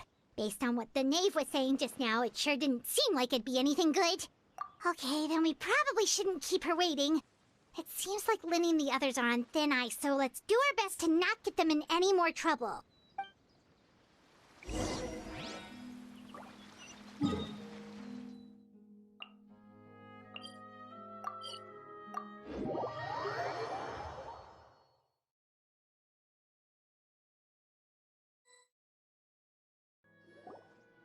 Seeing as we still have some time before my meeting, we might as well enjoy some pleasant conversation while we wait. I'm glad to see you get along with my children. Being surrounded by good companions is necessary for a child's development. You're not planning on doing anything to them, are you? I assume you're referring to Lenny, Lynette, and Fremine. Although, there's that situation with Filial and Nentoy as well. It appears quite a few people have been acting out lately. No matter. I'm not one to discriminate. All those who betray the house meet the same fate. There are no exceptions. Does that mean you're going to kill them? Oh, are you here to beg for their lives? I'm sorry to disappoint, but the rules of the house change for no one. In my organization, everyone is responsible for their own actions. But don't you care about them at all? They really respect you. They even call you father. You must feel something for them. Any organization in which feelings come before principles is one destined for ruin. The House of the Hearth is hardly an exception. You could say our principles are more stringent than most. Perhaps I can offer you this consolation at least. As our guests, you two will not be held accountable along with them. I would imagine Linny, Lynette, and Fremine will be able to keep their lives. As for Filial, Nentoy, and the others, I'm afraid there's little I can do. They can try to escape, but once you know our secrets, there's no getting out alive. But that's awful. Ah, you seem concerned. Out of consideration for my guests, I suppose I could turn a blind eye for a little longer. If Linny and the others manage to dispose of Clairvy in the meantime, all evidence of their wrongdoing will be lost. In that case, I could hardly punish them for something I couldn't prove. If their efforts are unsuccessful, on the other hand, all will be held accountable. And the punishment will be severe. Of course. Oh, and here, I believe this belongs to you. Do try and keep better track of it next time. It takes a considerable amount of time to train a bird like this. It would be such a pity if you were to lose it. Permanently. Wait, where did you get that? Well, I'm afraid that's all the time we have to chat. Now, for the matter at hand. I asked you to meet me here because I have business at the Palais Mermonia. It has nothing to do with you, but I think it would be prudent for you to stick by my side for the time being. There will always be time later to run off and tell Linny what you've learned. Well, time to go. Looks like we wrapped things up just in time.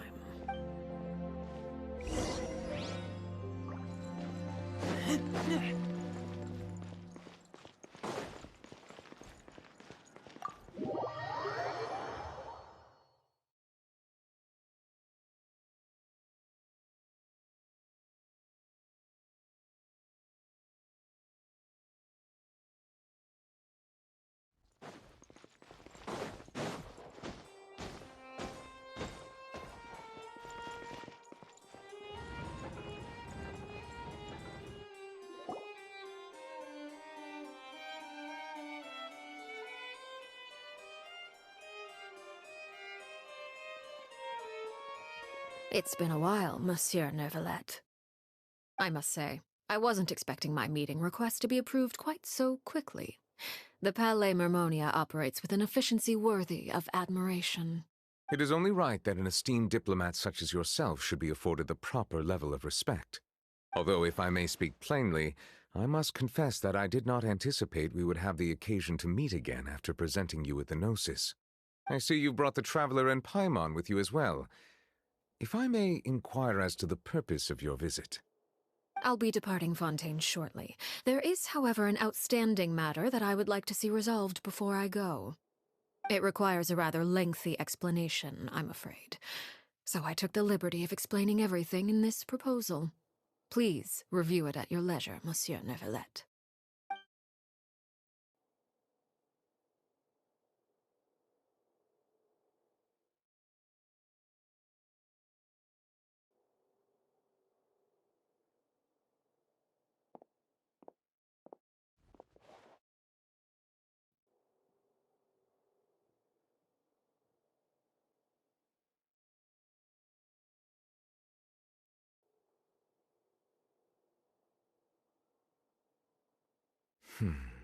I understand your request.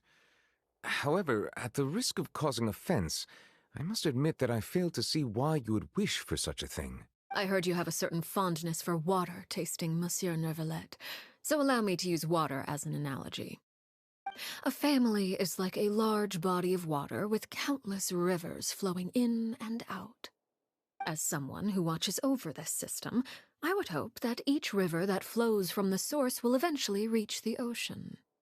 Of course, objectively speaking, I know this is impossible. Most of the rivers will dry up along the way, disappearing into the ground and leaving nothing but a barren riverbed behind. Not all rivers are destined to reach the ocean, but I would not see their existence rendered meaningless.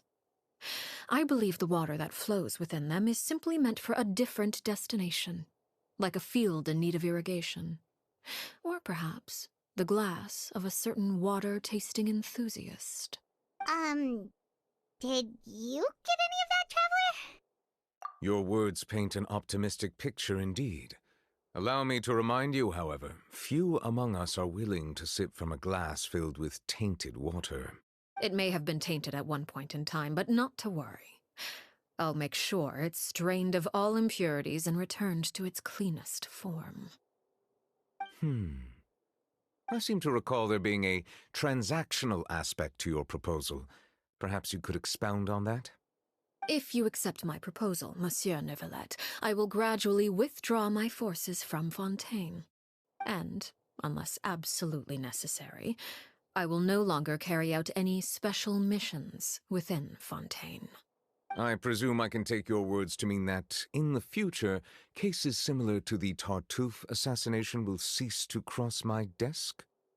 Tartuffe? Ah, that thief who embezzled funds from all those charities, you mean? My deepest condolences to his family, but without any evidence, I cannot imagine how the House of the Hearth might have been involved in his passing. Of course, if you accept my proposal, Monsieur Neuvillette, I'm sure certain measures could be taken to reduce the frequency of such troubles. You choose your words carefully indeed. In that case, I am inclined to accept your proposal. My thanks for your generosity, Monsieur Neuvillette. Well, with that settled, we should be going now. I took the liberty of bringing along 2 bottles of spring water from Snezhnaya for you to enjoy. I do hope I get the chance to hear your impressions. Perhaps at our next meeting, yeah? Indeed. I trust you would not overlook your commitment in the meantime. All right, Traveler Paimon. Time to go.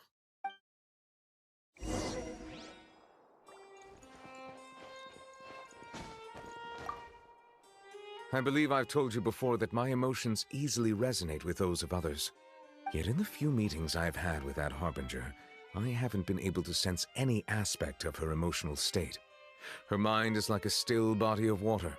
Who knows what darkness lies in its depths, and the lack of ripples on the surface gives nothing away. It's unclear whether this is her natural state of being, or whether it's an incredible strength of will that gives her the ability to master her emotions. Either scenario, however, suggests she is a very dangerous individual. I do not expect an explanation as to why you two are by her side. Whatever your reasoning, I would only advise you to take caution.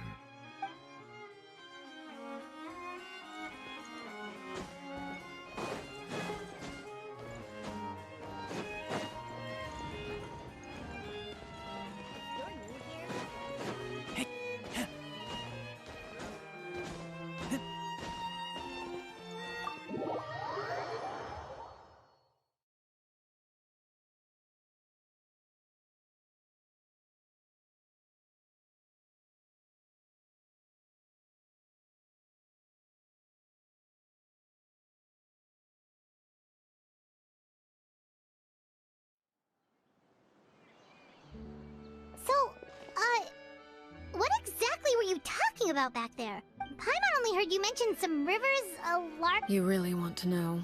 I would imagine there might be more pressing concerns at the moment. Lenny, Paimon really hopes everything's going okay. Oh, Paimon recognizes that look. You've got your thinking cap on, don't...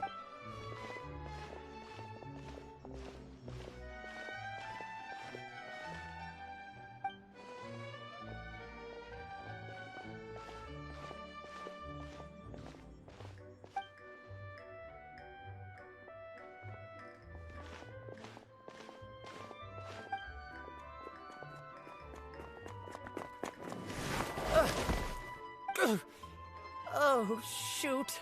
Are you... Oh, jeez. I'm so sorry. I was so focused on selling these papers. Well, let me make it up to you at least.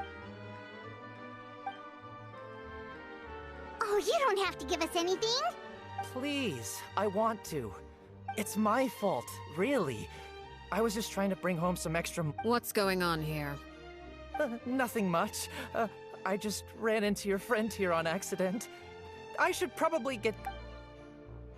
Hold on. Of course, I'm happy to compensate you with more, it's just... I'll take 3 papers. Here. Oh! Thank you for your patronage. May the If only I had the chance to run into such generous customers every day. I should probably just take on a smaller inventory, though, right? Well, now that my affairs are settled, we should take the boat back to Poisson. We've even acquired some light reading to Actually, why don't we... Paimon just realized how hungry she is. She can't head back to Poisson. It appears you two are under the impression that delaying our return will somehow alter the situation in your... That being said, I could be persuaded to give Linny some extra time. I just have... If you agree to my request, I'll even answer some of your questions. You're quite... Wait, why are you being so generous? You overestimate yourself. You don't have the talent for bad things. Then what can you possibly... The most important consideration in a negotiation is that both sides receive something they want. Demands and threats, wonderful.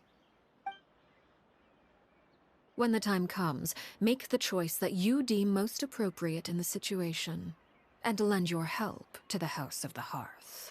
Okay, sounds normal enough. That is for you to decide. Then we have a deal. Follow me.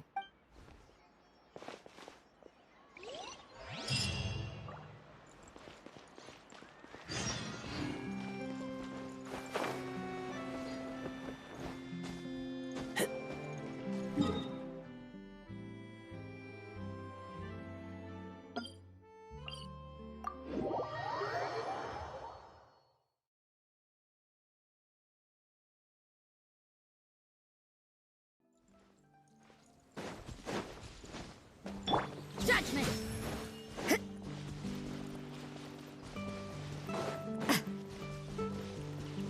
Yeah!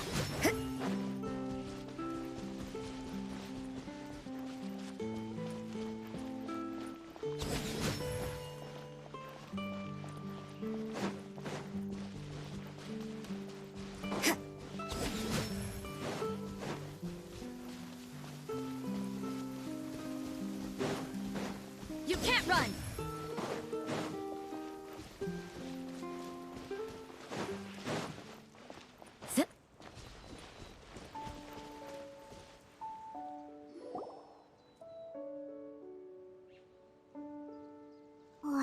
place? Somewhere long forgotten by everyone. It used to be a grand building. Now it's nothing more than a pile of rubble. No one comes here anymore, nor does anyone care about what once happened here. Although, this place does have something to do with the story I'm about to tell you. It was before I became a Harbinger, and before Linny and the others joined the House of the Hearth. Due to certain events, I first killed Clairvy and then her mother. And this is where it all happened. You were the one that killed Clairvy? Patience now. Allow me to explain Clairvy's side of the story first. I'll start from the beginning. Clairvy was 6 years old when she was brought by her mother, Crucibina, to live in the House of the Hearth. From the outside, it seemed like a fairy tale. A thriving family made up of kind adults and friendly children. Crucibina was the knave at that time, and the House of the Hearth was under her control. She was Clairvy's mother by blood, but she was also the mother to all the children in the house. Clairvy was happy here, for a time. But she quickly realized that being part of this family wasn't a fairy tale at all. It was a kind of purgatory. Purgatory? Exactly. The House of the Hearth takes in war orphans from all over Teyvat. But as for how to raise them, that depends entirely on the person in charge. Crucibina came up with a novel idea. She would teach the children to fight, force them to duel each other, and then crown as the king of the house the child who proved themselves most worthy of inheriting her title. It's difficult to estimate the number of children who died or were maimed in the process. There's little I can say about the ones who died. The ones that emerged with permanent injuries, on the other hand, well, they still served a purpose. They would be handed over to the doctor to be experimented on, or sent away on dangerous missions. Nothing more than tools to be used and then discarded. So those were the experiments Clairvy was talking about.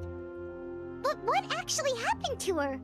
You said that Clairvy was Crucibina's daughter, so if Clairvy tried to convince her to stop what she was doing, Crucibina probably would have listened, right? Despite being Clairvy's mother, Crucibina cared little for her daughter. She forced Clairvy to join the House of the Hearth only as a means to demonstrate her own impartiality as a mother, to prove that she treated all her children equally. Clairvy did try to convince her mother to change her ways, but it was to no avail. After her efforts failed, the only other option was to rise up and try to fight back. Unfortunately, the other children had already been thoroughly indoctrinated into the illusion of happiness Crucibina had created. Of course, there was one exception. Someone Clairvy's age who knew the truth about the House of the Hearth. Her name was Peruere. Wait, the friend that Clairvy mentioned? Friend, huh? I suppose we can call her that for now. Clairvy was a cheerful and passionate person with a tenacious spirit.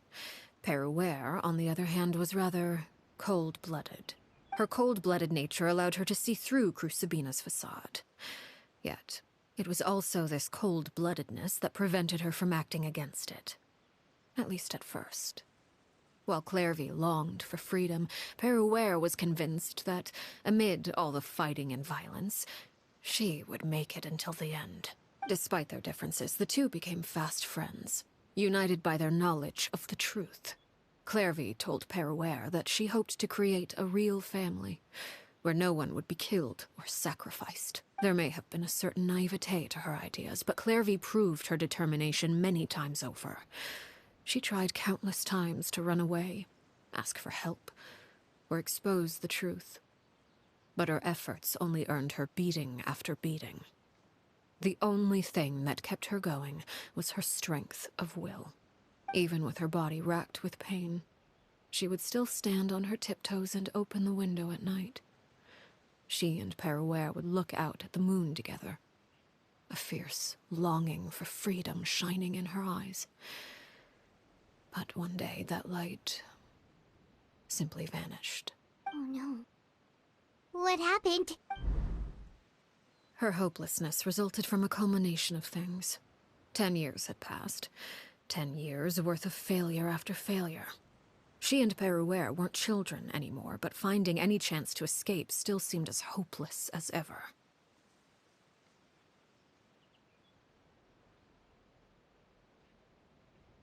It was during this time that Peruere suggested a new plan.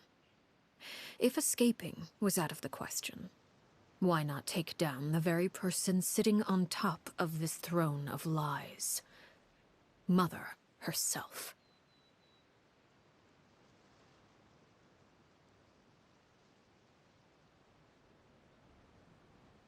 Clairvy rejected that proposal. She claimed that, as a famous harbinger, Crucibina possessed an unimaginable amount of power. Trying to kill her would have an incredibly low chance of success. Clairvy never gave another reason, but Peruere could see it written all over her face. Clairvy still thought of Crucibina as her mother. Killing her own flesh and blood was a line she couldn't bring herself to cross. If she couldn't escape and fight back, then only one option remained. Precisely. Death was the only way that she felt she could be free. It happened during a duel. When she arrived at the dueling ring that day, her partner turned out to be none other than Peruere. The very person that had stood by her side all those years. It was a fierce battle. But ultimately, Clairvy decided to let Peruere end her life. From that moment on, Peruere's journey was one written in flames. When the rain finally came and washed it all away, there she stood, the sole victor in Mother's endless game of slaughter. A trail of corpses strewn across her path to success. It was the very result she had predicted 10 years prior. Even then, she believed she would make it until the end. She wasn't surprised by the fact that she emerged as Mother's undisputed heir. Rather, her success left her with an inexplicable sense of restlessness. She was unsettled, and there was only one thing that could quell that sensation. Perhaps you two would like to take a guess as to what it was? Crucibina, you mean? But... Correct. This is the place where Peruere killed her best friend. A mere year later, this is also the place where she fought tooth and nail to kill the mother they shared. The moment she acted, any conception of what was right or wrong ceased to matter. It's one of the principles of the house. Only those who survive get to write the rules. Peruere won the battle, and became a harbinger herself.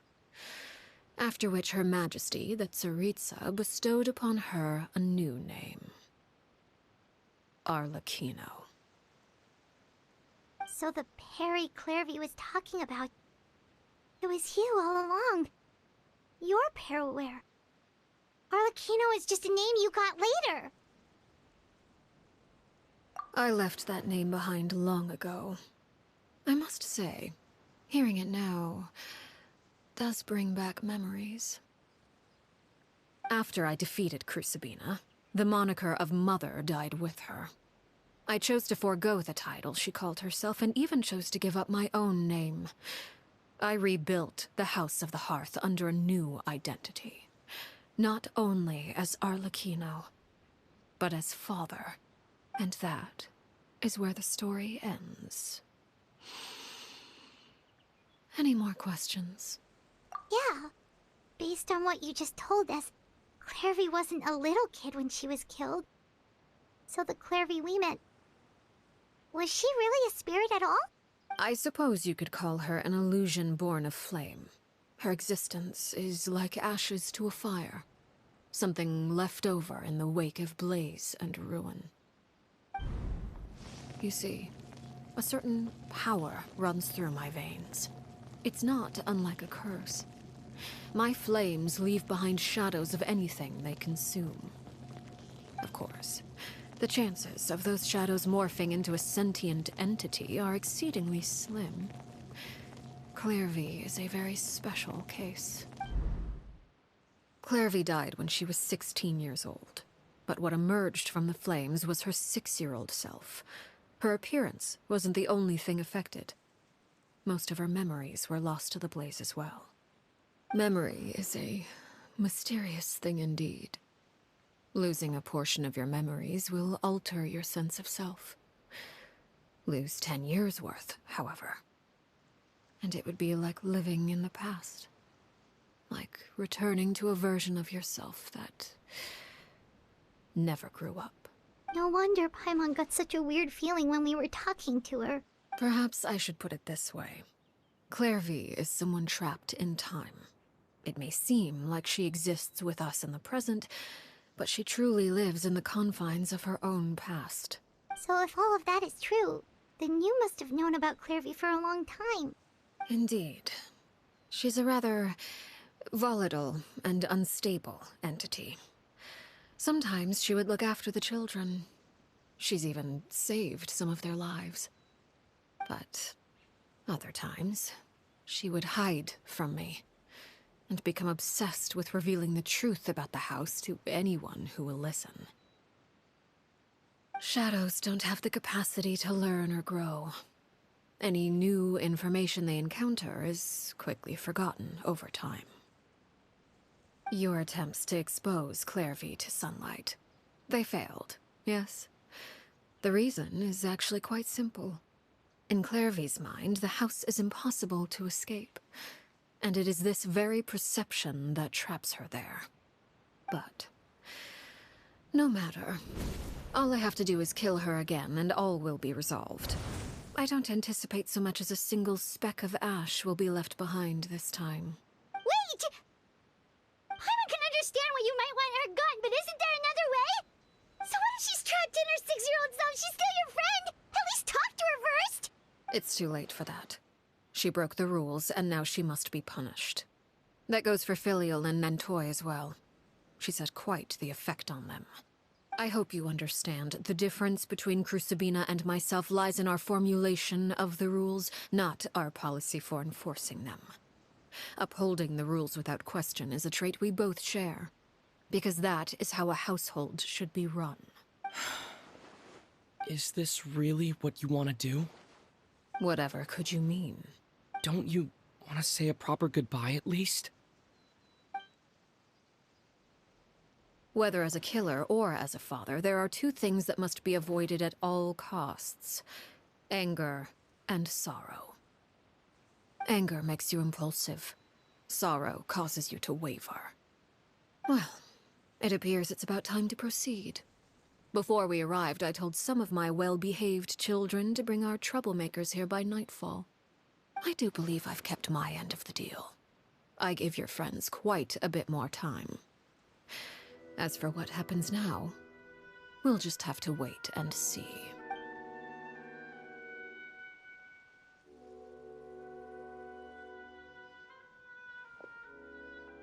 Here they are, Father. You gonna execute him? Seeing something like that would actually be a first for me. Lenny! I'm sorry.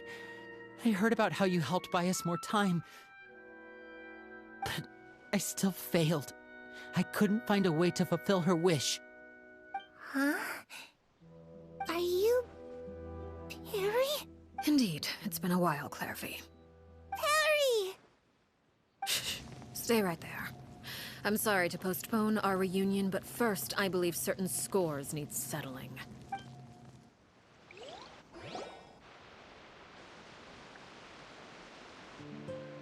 Father, let me explain. Out of my way. Father! You chose to conceal a threat to the house. And for that, you must be punished. Overall, however, I suppose your wrongdoing is hardly the most egregious of the bunch, so I'll deal with your punishments later. As for right now, the more pressing concerns are the traitors among us. By traitors? Do you mean us? Father, let me explain. We didn't mean... Fultz. Why don't you share what you heard? Yes, Father. Secret Midnight Meeting number 3. Participants, Filial, Nantoi, Sato, Toddy. Nantoi clearly said, if only Father wasn't the one who took us in.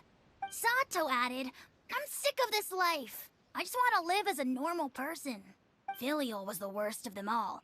She called us crazies and said a bunch of mean things about Father. I did not! You're lying! Fultz is trying to frame us. It's not like I'm the only one who heard those things. After that, you and Toddy and a bunch of other people started talking about Clairvy. You were using all those things Clairvy brought up as an excuse to question Father. We're birds locked in a cage. The only way out is to destroy it. That's what you said, wasn't it? You little. You just want me gone, don't you? What did I ever do to you, huh? And you, Sheplo, have you forgotten who stood by your sickbed, watched over you, and changed your dressings? Come on, let's hear it then. What's your reason for all this? You're wrong, Filial. We don't want you to die. You're our family. Liar. You wouldn't be doing this if that were the case. So why? Why have you backed us into a corner? We all live in the House of the Hearth. You know the type of work we do, Filial. A single betrayal can cost dozens of us our lives. It's not like it's never happened before. That kind of thing is hard to forget. That's why the House of the Hearth cannot tolerate any form of betrayal. Ever since we came to Poisson, you've had 7 secret meetings. A lot of the things you talked about really crossed the line. You've been spying on us for half a month? Wait a second. Now that I think about it, the move to Poisson was just a way to make it easier to spy on us, wasn't it? Because we were all in one place. You've had this planned all along. Filial, Nantoi, I'm sorry. I owe you both my life. I owe Clairvy too. If it weren't for all your help after I got poisoned, I wouldn't be standing here today. If this were any other situation, I would do anything to repay that kindness, even if it cost me my life. But... Why? Why? That's enough, Filial. We made a mistake, and we should own up to it. We broke the rules, plain and simple. And now we have to face the consequences. I'm sorry, Sheplo. Fultz. I'm sorry, Father. We... accept our punishment. Sheplo, according to the rules of the House of the Hearth, how should these traitors be punished? all those who betray the house pay with their lives. And so it shall be.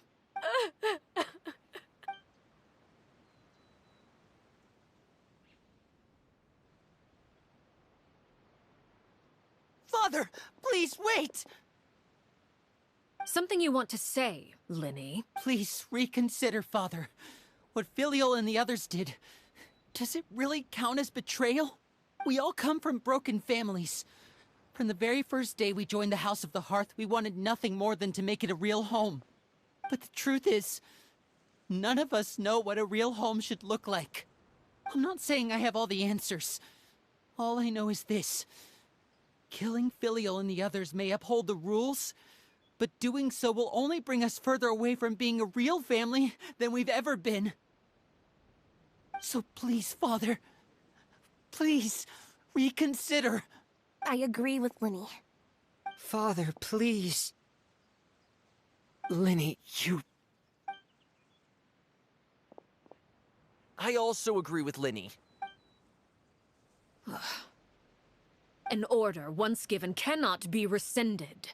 However, given the extent of your determination, I suppose we shall have to go about this a different way.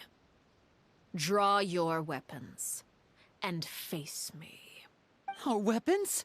Father, are you referring to a duel? Precisely. The rules of the house will not be altered. Traitors must be punished. However, resolving disputes with a duel is also one of our rules, one that also applies to me. Demonstrate a sufficient showing of strength, and I shall offer a concession. Wait. Beat Father in a duel? Impossible. Father is way too strong, even for Lenny.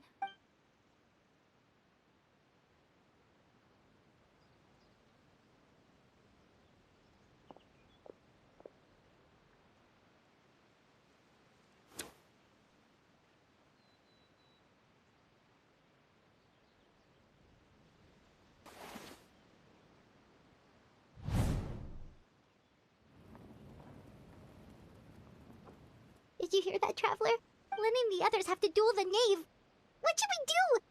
Can they really win something like that? If they lose, those people from the house are really gonna be executed. Hey, are you listening?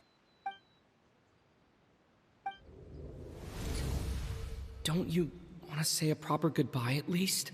Anger makes you impulsive. Sorrow causes you to waver.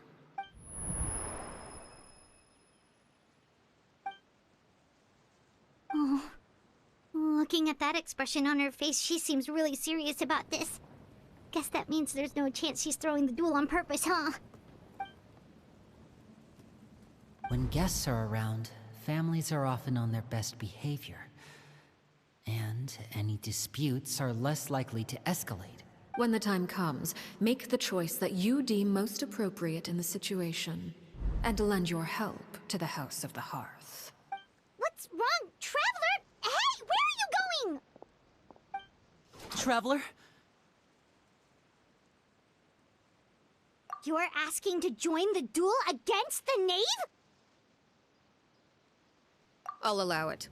We do have a ready-made dueling ring at our disposal, after all. All I would advise is this. Keep a firm grasp on your weapon, and give it your all. Any less, and you may just lose your life.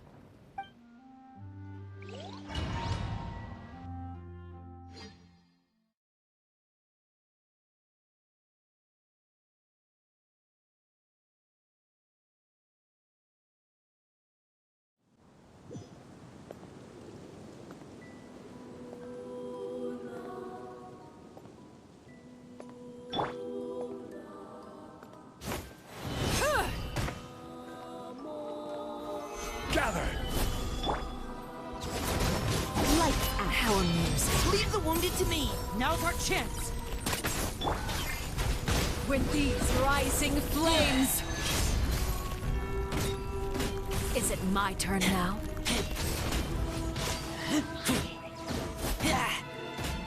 Now that's more like it. Hang in there!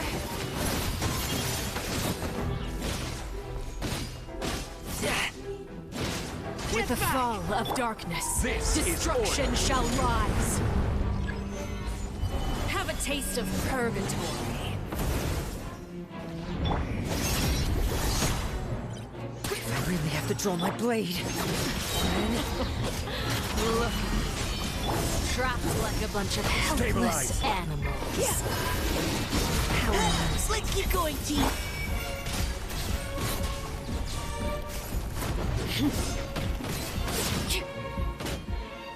And voila!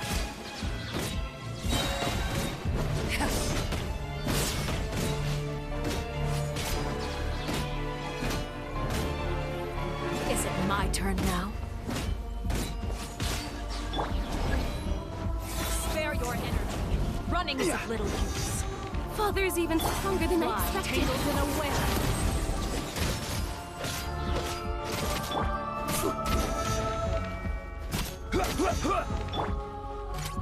Not bad. You've proven to be a worthy opponent after all. Try to pace yourself. Not bad. You've proven to be a worthy opponent after all.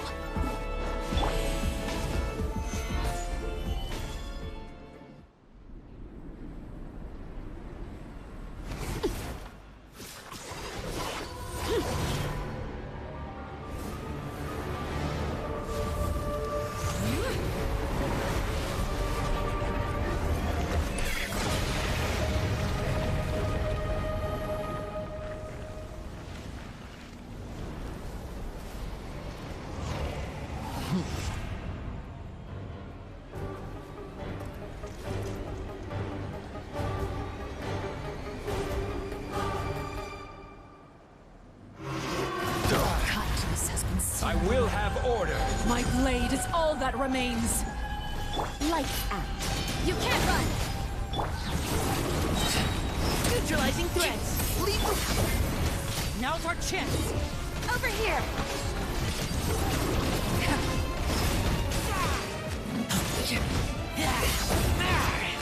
back! Gather!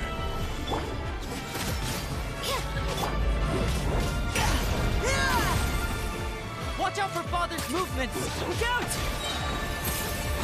Suntown is only the beginning.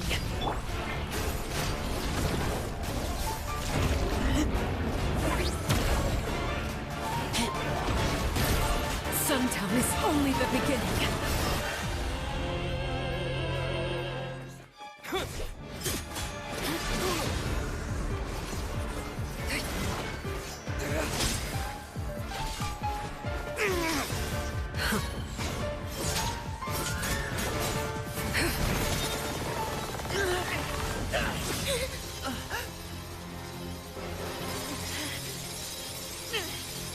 You should know better than to crowd in one place.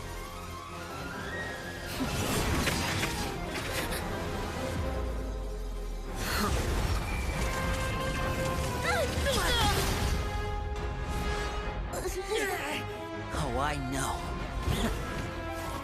No! I'm sorry, Father!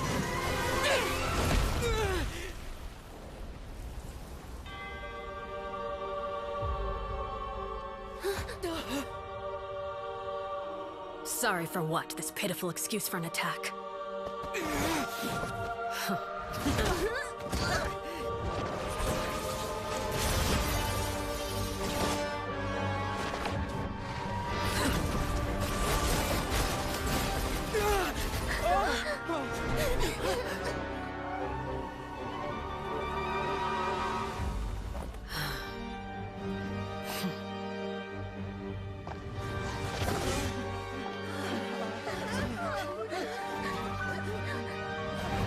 Father, no!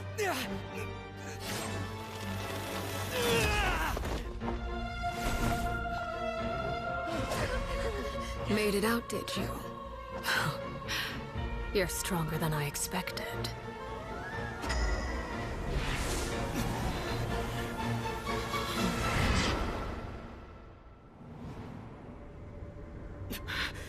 A crimson moon?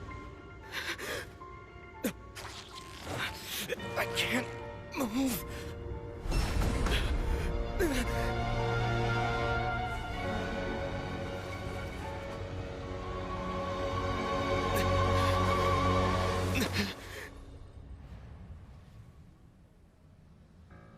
Still, not strong enough to beat me.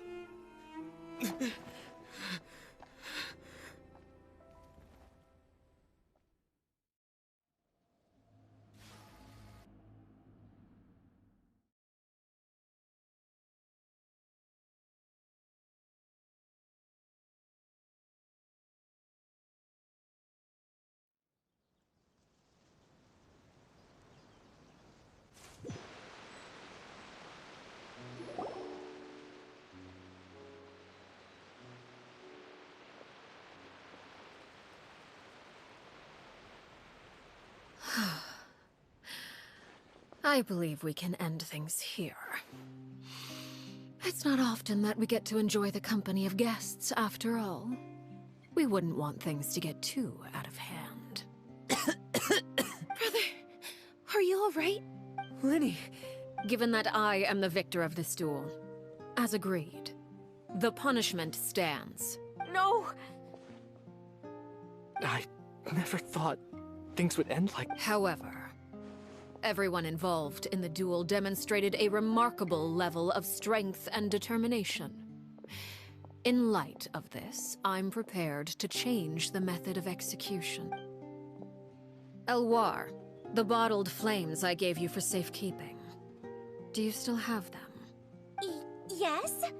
I wasn't sure what they were for. Wonderful. Then... Bottled flames? Indeed. They're the product of a secret experiment. Under certain special circumstances, flames can be extracted from my person and preserved. Once ingested, searing pain will spread across every inch of your body. No harm will come to you physically, but your memories will be burned away, if you can withstand the pain. When you awake, you'll have forgotten everything you know about the House of the Hearth, and will be expelled from the organization. In other words, administering this concoction will kill the version of you that grew up in the house, and give you a new identity.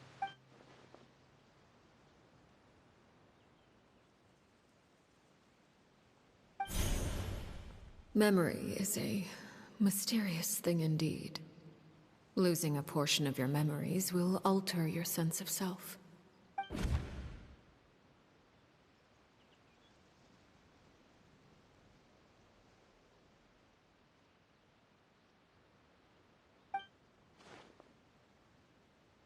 So, you're just letting— You misunderstand. Memories are extremely important. Once consumed by flame, the version of you standing before me will die, and our secrets will die with you. So no, I don't intend to just let you go, because the person who survives will be nothing but a stranger.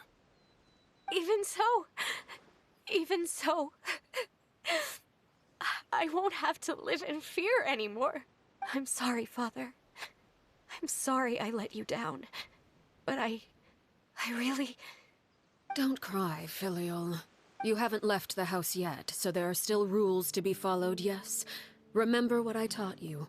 Anger makes you impulsive, sorrow causes you to waver. Don't let yourself be controlled by your emotions. Of course. I'll remember. Dry your tears, and go pursue the life you really want. Yes, Father. Chaplot, Foltz, Elwar. Take them back to Poisson. And bring Linny and the others as well. I prepared 3 extra vials of bottled flames. As for whether to take them, the choice is yours. Goodbye, children.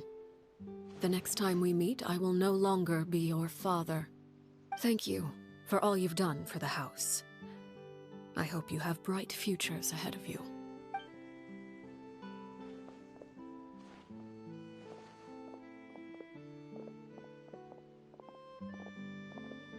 Father. Let's go.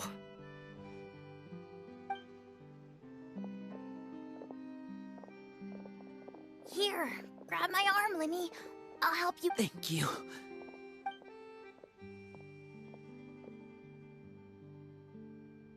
Clairvy.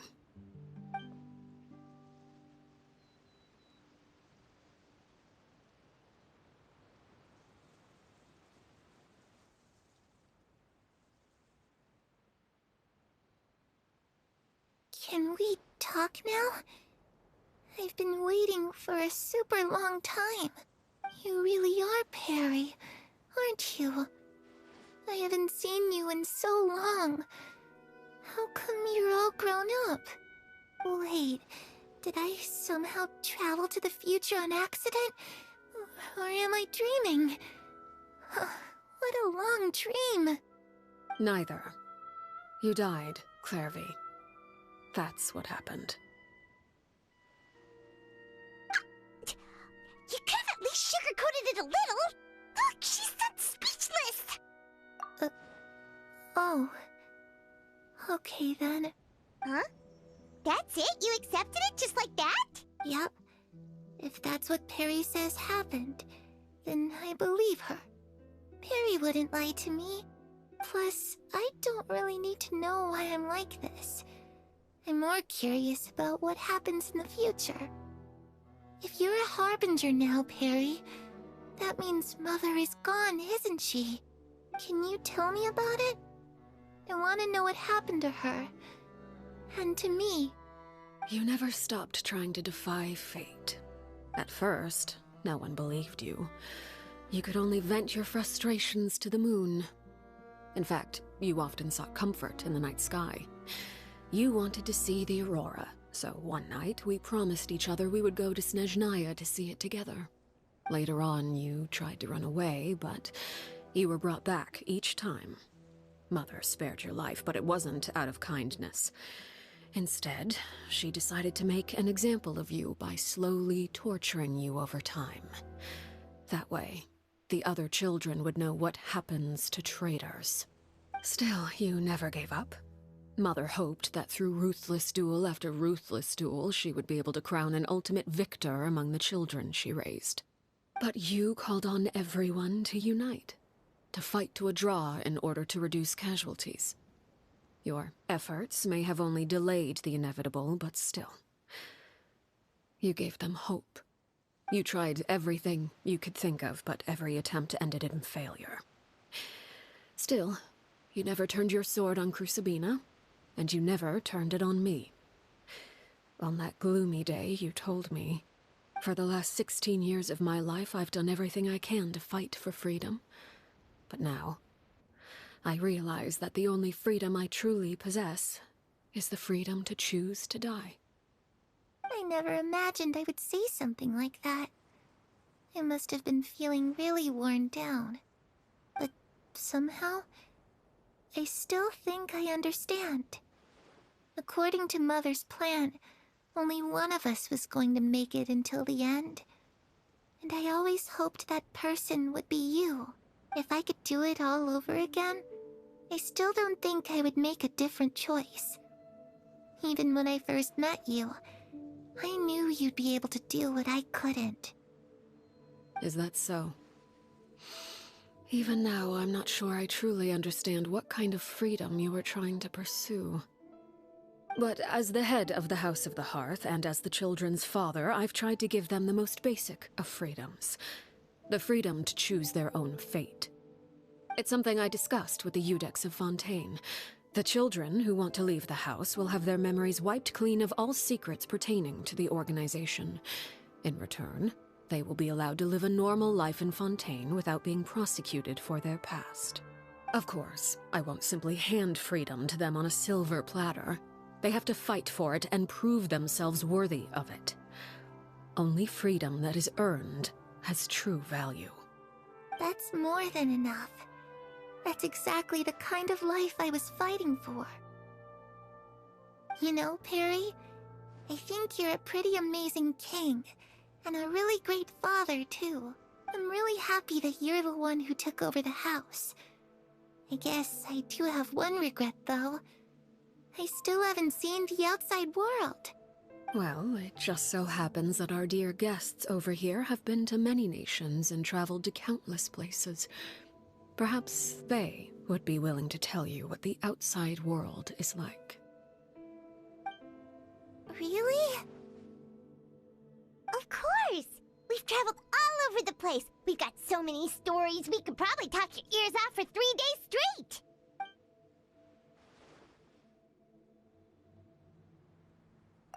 You know, I used to dream of being a bard, playing the lute while singing into the winds of freedom.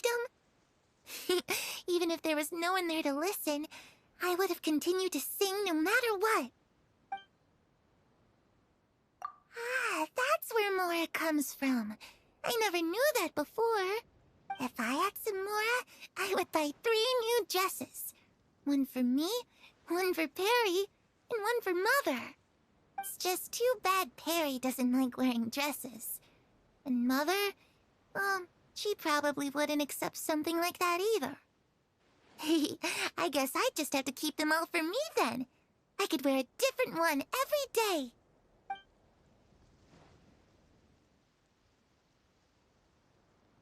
Those yokai you mentioned, what do they look like? I once saw a drawing of this one guy with horns on his head and a super scary face. Are there any yokai like that? Oh, sounds like you're talking about an Oni. Yep, we've met one, and let Paimon tell you, they're not nearly as scary as they look. I was always too afraid to skip Mother's fighting lessons, but at the academia, I bet you could do all sorts of secret things in class. Things that have nothing to do with studying. I'm just kidding. Being able to study whatever you want, without having to fear for your life actually sounds pretty great.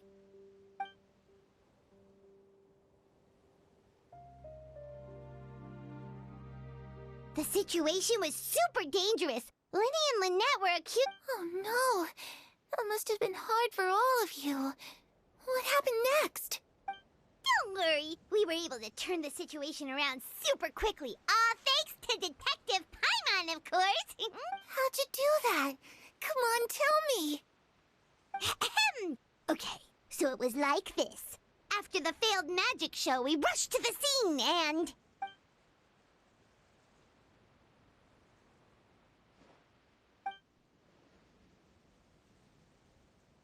Shadows don't have the capacity to learn or grow. Any new information they encounter is quickly forgotten over.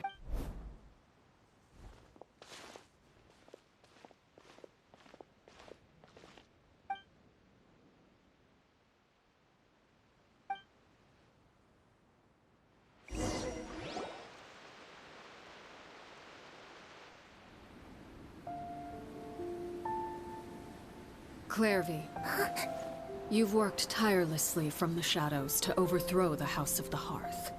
Now, by my authority as the Knave, I shall announce how this matter ends. You are hereby expelled from the House of the Hearth. You are no longer tied to this place, nor are you bound by its rules. You're saying that I can finally leave? I get to experience the outside world as well? Oh, I almost forgot. There's no getting older for me. Still, seeing who you grew up to be makes me really happy, Paraware. Take care of yourself. Goodbye. May we meet again someday.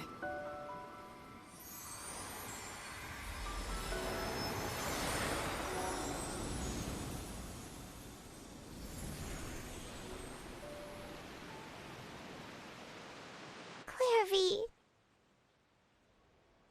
She left so soon. Paimon didn't even get to finish her story. I also have certain sentiments left unsaid. I wanted to tell her that the aurora I saw in Snezhnaya was just as beautiful as the ones in the pictures. But a shadow's memories reset at dawn. Had we delayed any longer, we wouldn't have had the time to say goodbye. Whatever regrets may linger, let them be lost to the coming of a new day. Father? It's Linny! Hey, Linny!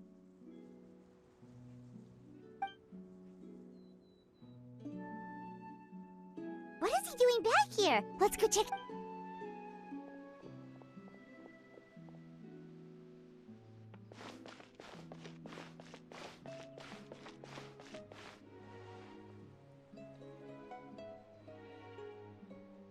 Father, the bottled flames have been administered. Filial and the others have left the house. And you? What have you decided? Thank you for giving us that choice, Father. But we never wanted to leave the house. It's the only home we've ever known. Lynette and Fremine feel the same way. They're recuperating back at the Hotel Bouffe d'été. But I decided to come back and tell you where we stood. I'm sure you're well aware of the expectations I have for you. I want you to follow in my footsteps and become the next king of the house. Yet you seem to have different ideas, I must admit. I'm rather surprised by your decision to stay. There's nothing wrong with choosing to live a quiet life. Leading this organization is a heavy responsibility, one not so easily carried by someone forced onto the throne. I just never understood what you saw in me. What made you believe I was deserving of that throne? You're brave, talented, and, most importantly, you cherish your family. You would do anything to protect them. even if it costs you your life.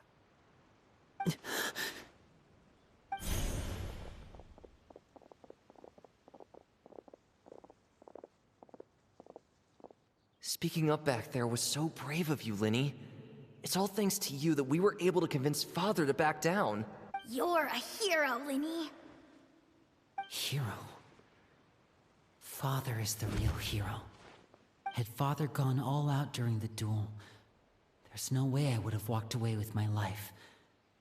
She must have had it all planned from the beginning, from the very moment she suggested a duel.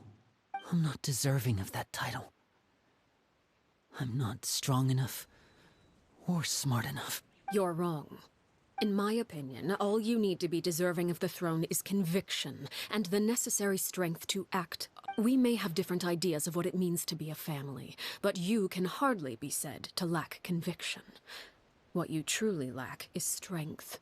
For someone of your talent, though, that's something that will come with time. Even without that strength, you still chose to face me in a duel, even though the odds were stacked against you. That capacity to honor your convictions is what I truly see in you. Father. No one knows what the future holds, what tragedy or triumph may be in store. Being at the head of this organization requires the strength of will to face whatever comes. Caution will only hold you back. If reaching a certain standard were required to go after what you want, I would never have succeeded in killing my predecessor. Back then, there was still a considerable gap between our abilities. Strength may decide the ultimate victor, but those who let a lack of strength dictate their decisions or undermine their convictions will never be worthy of the throne. I understand, Father. Thank you. Children must grow up to surpass their parents. Only then can a family continue to flourish. The road ahead is not an easy one, so I'll ask you one last time. Are you certain you want to stay? You've done so much for me, Father, and that kindness must be repaid. Plus, with Project Stuja at hand, there are many dangers ahead, and I, for one, don't intend to back down.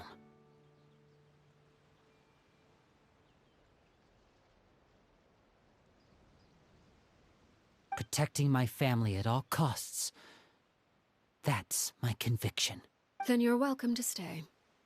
As for Project Stuja, you need not be too concerned. If those cowardly businessmen and heartless dignitaries try to take us down, I'm prepared to teach them a lesson. Having members who longed for the light was our organization's last weakness.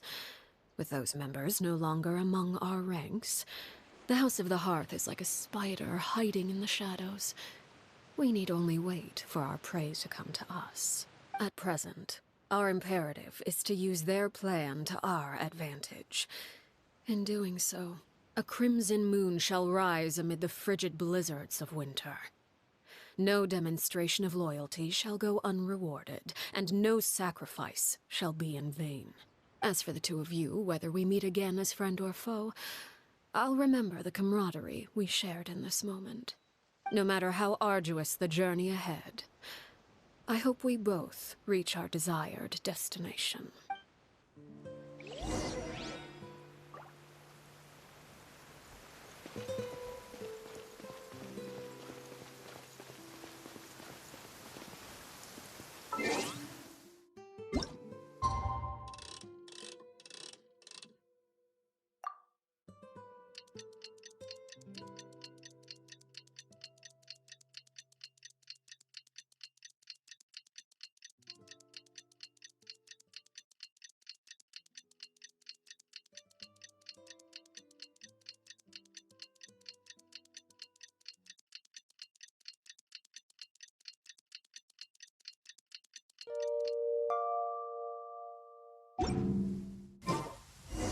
Didn't Linny say that Lynette and Fremine were recovering at the Hotel Bouffe d'été? Oh, Paimon wonders how they're doing.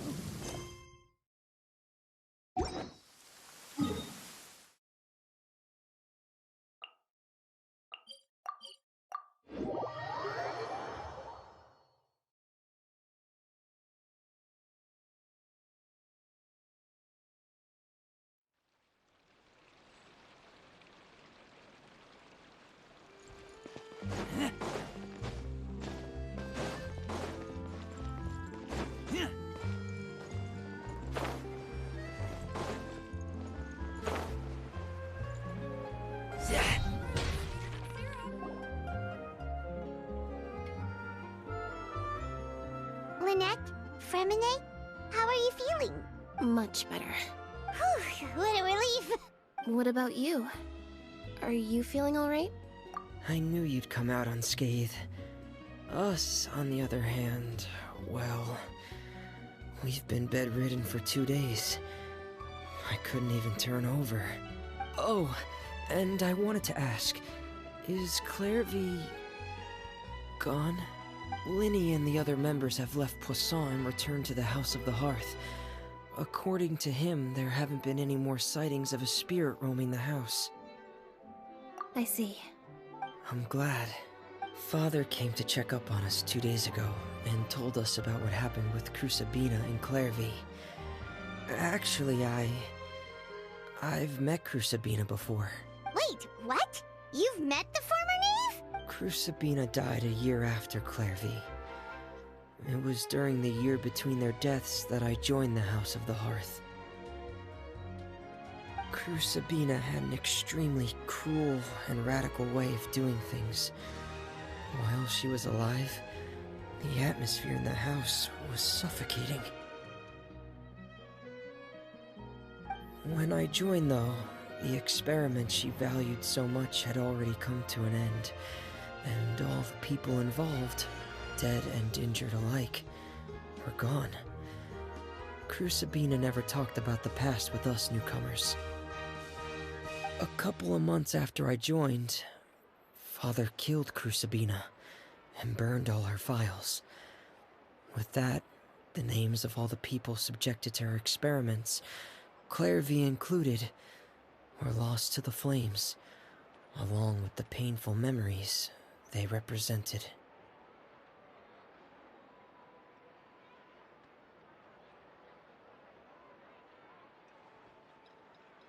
Father took in Lenny and me a couple months after that, but she never mentioned anything about Crucibina or Clairvy.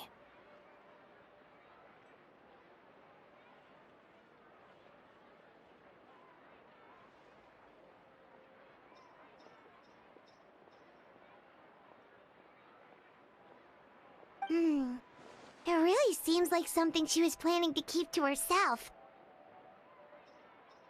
The last time you talked to her, did she mention why she kept it a secret for so long? She said she didn't want us to be affected by the darkness of the past. She was worried we'd develop a false sense of gratitude towards her if we knew about it. The foundation of a family should be free of any corrupting influence. Whatever happened in the past, it has nothing to do with who we are now. And that's what Father told us. But I still thanked her for everything. It was only after hearing about what Crucibina did that I finally realized how insignificant our lives could have been. The members of the house meant nothing to her. To say that she valued them in any way, even just as a tool, would probably be giving her too much credit. If Father hadn't taken over the House of the Hearth, I probably would have already... Father rarely brings up the fact that she saved us. She doesn't believe that being indebted to her should be what ties us together. But even if we didn't owe her anything, we would still choose to stay. Because this is our home. We may have arguments or times when we feel wronged. Some people may even choose to leave. But as long as Father is here, we will always have a home. Whether the path before us is bathed in sunlight or shrouded in shadow, we'll follow Father wherever she chooses to go. So I wanted to say thank you for helping us make it through this crisis. Without your help, we could have lost a lot more along the way. Oh, we didn't do anything, really. Of course. You're welcome anytime. Are Filial and Nantoy okay? I actually saw them at a cafe this morning. They didn't recognize me. From what I could tell, they were drinking coffee and talking about one of the operas that started running recently. They seemed happy. If I had to take a guess, I would say they finally found the kind of life they always wished for.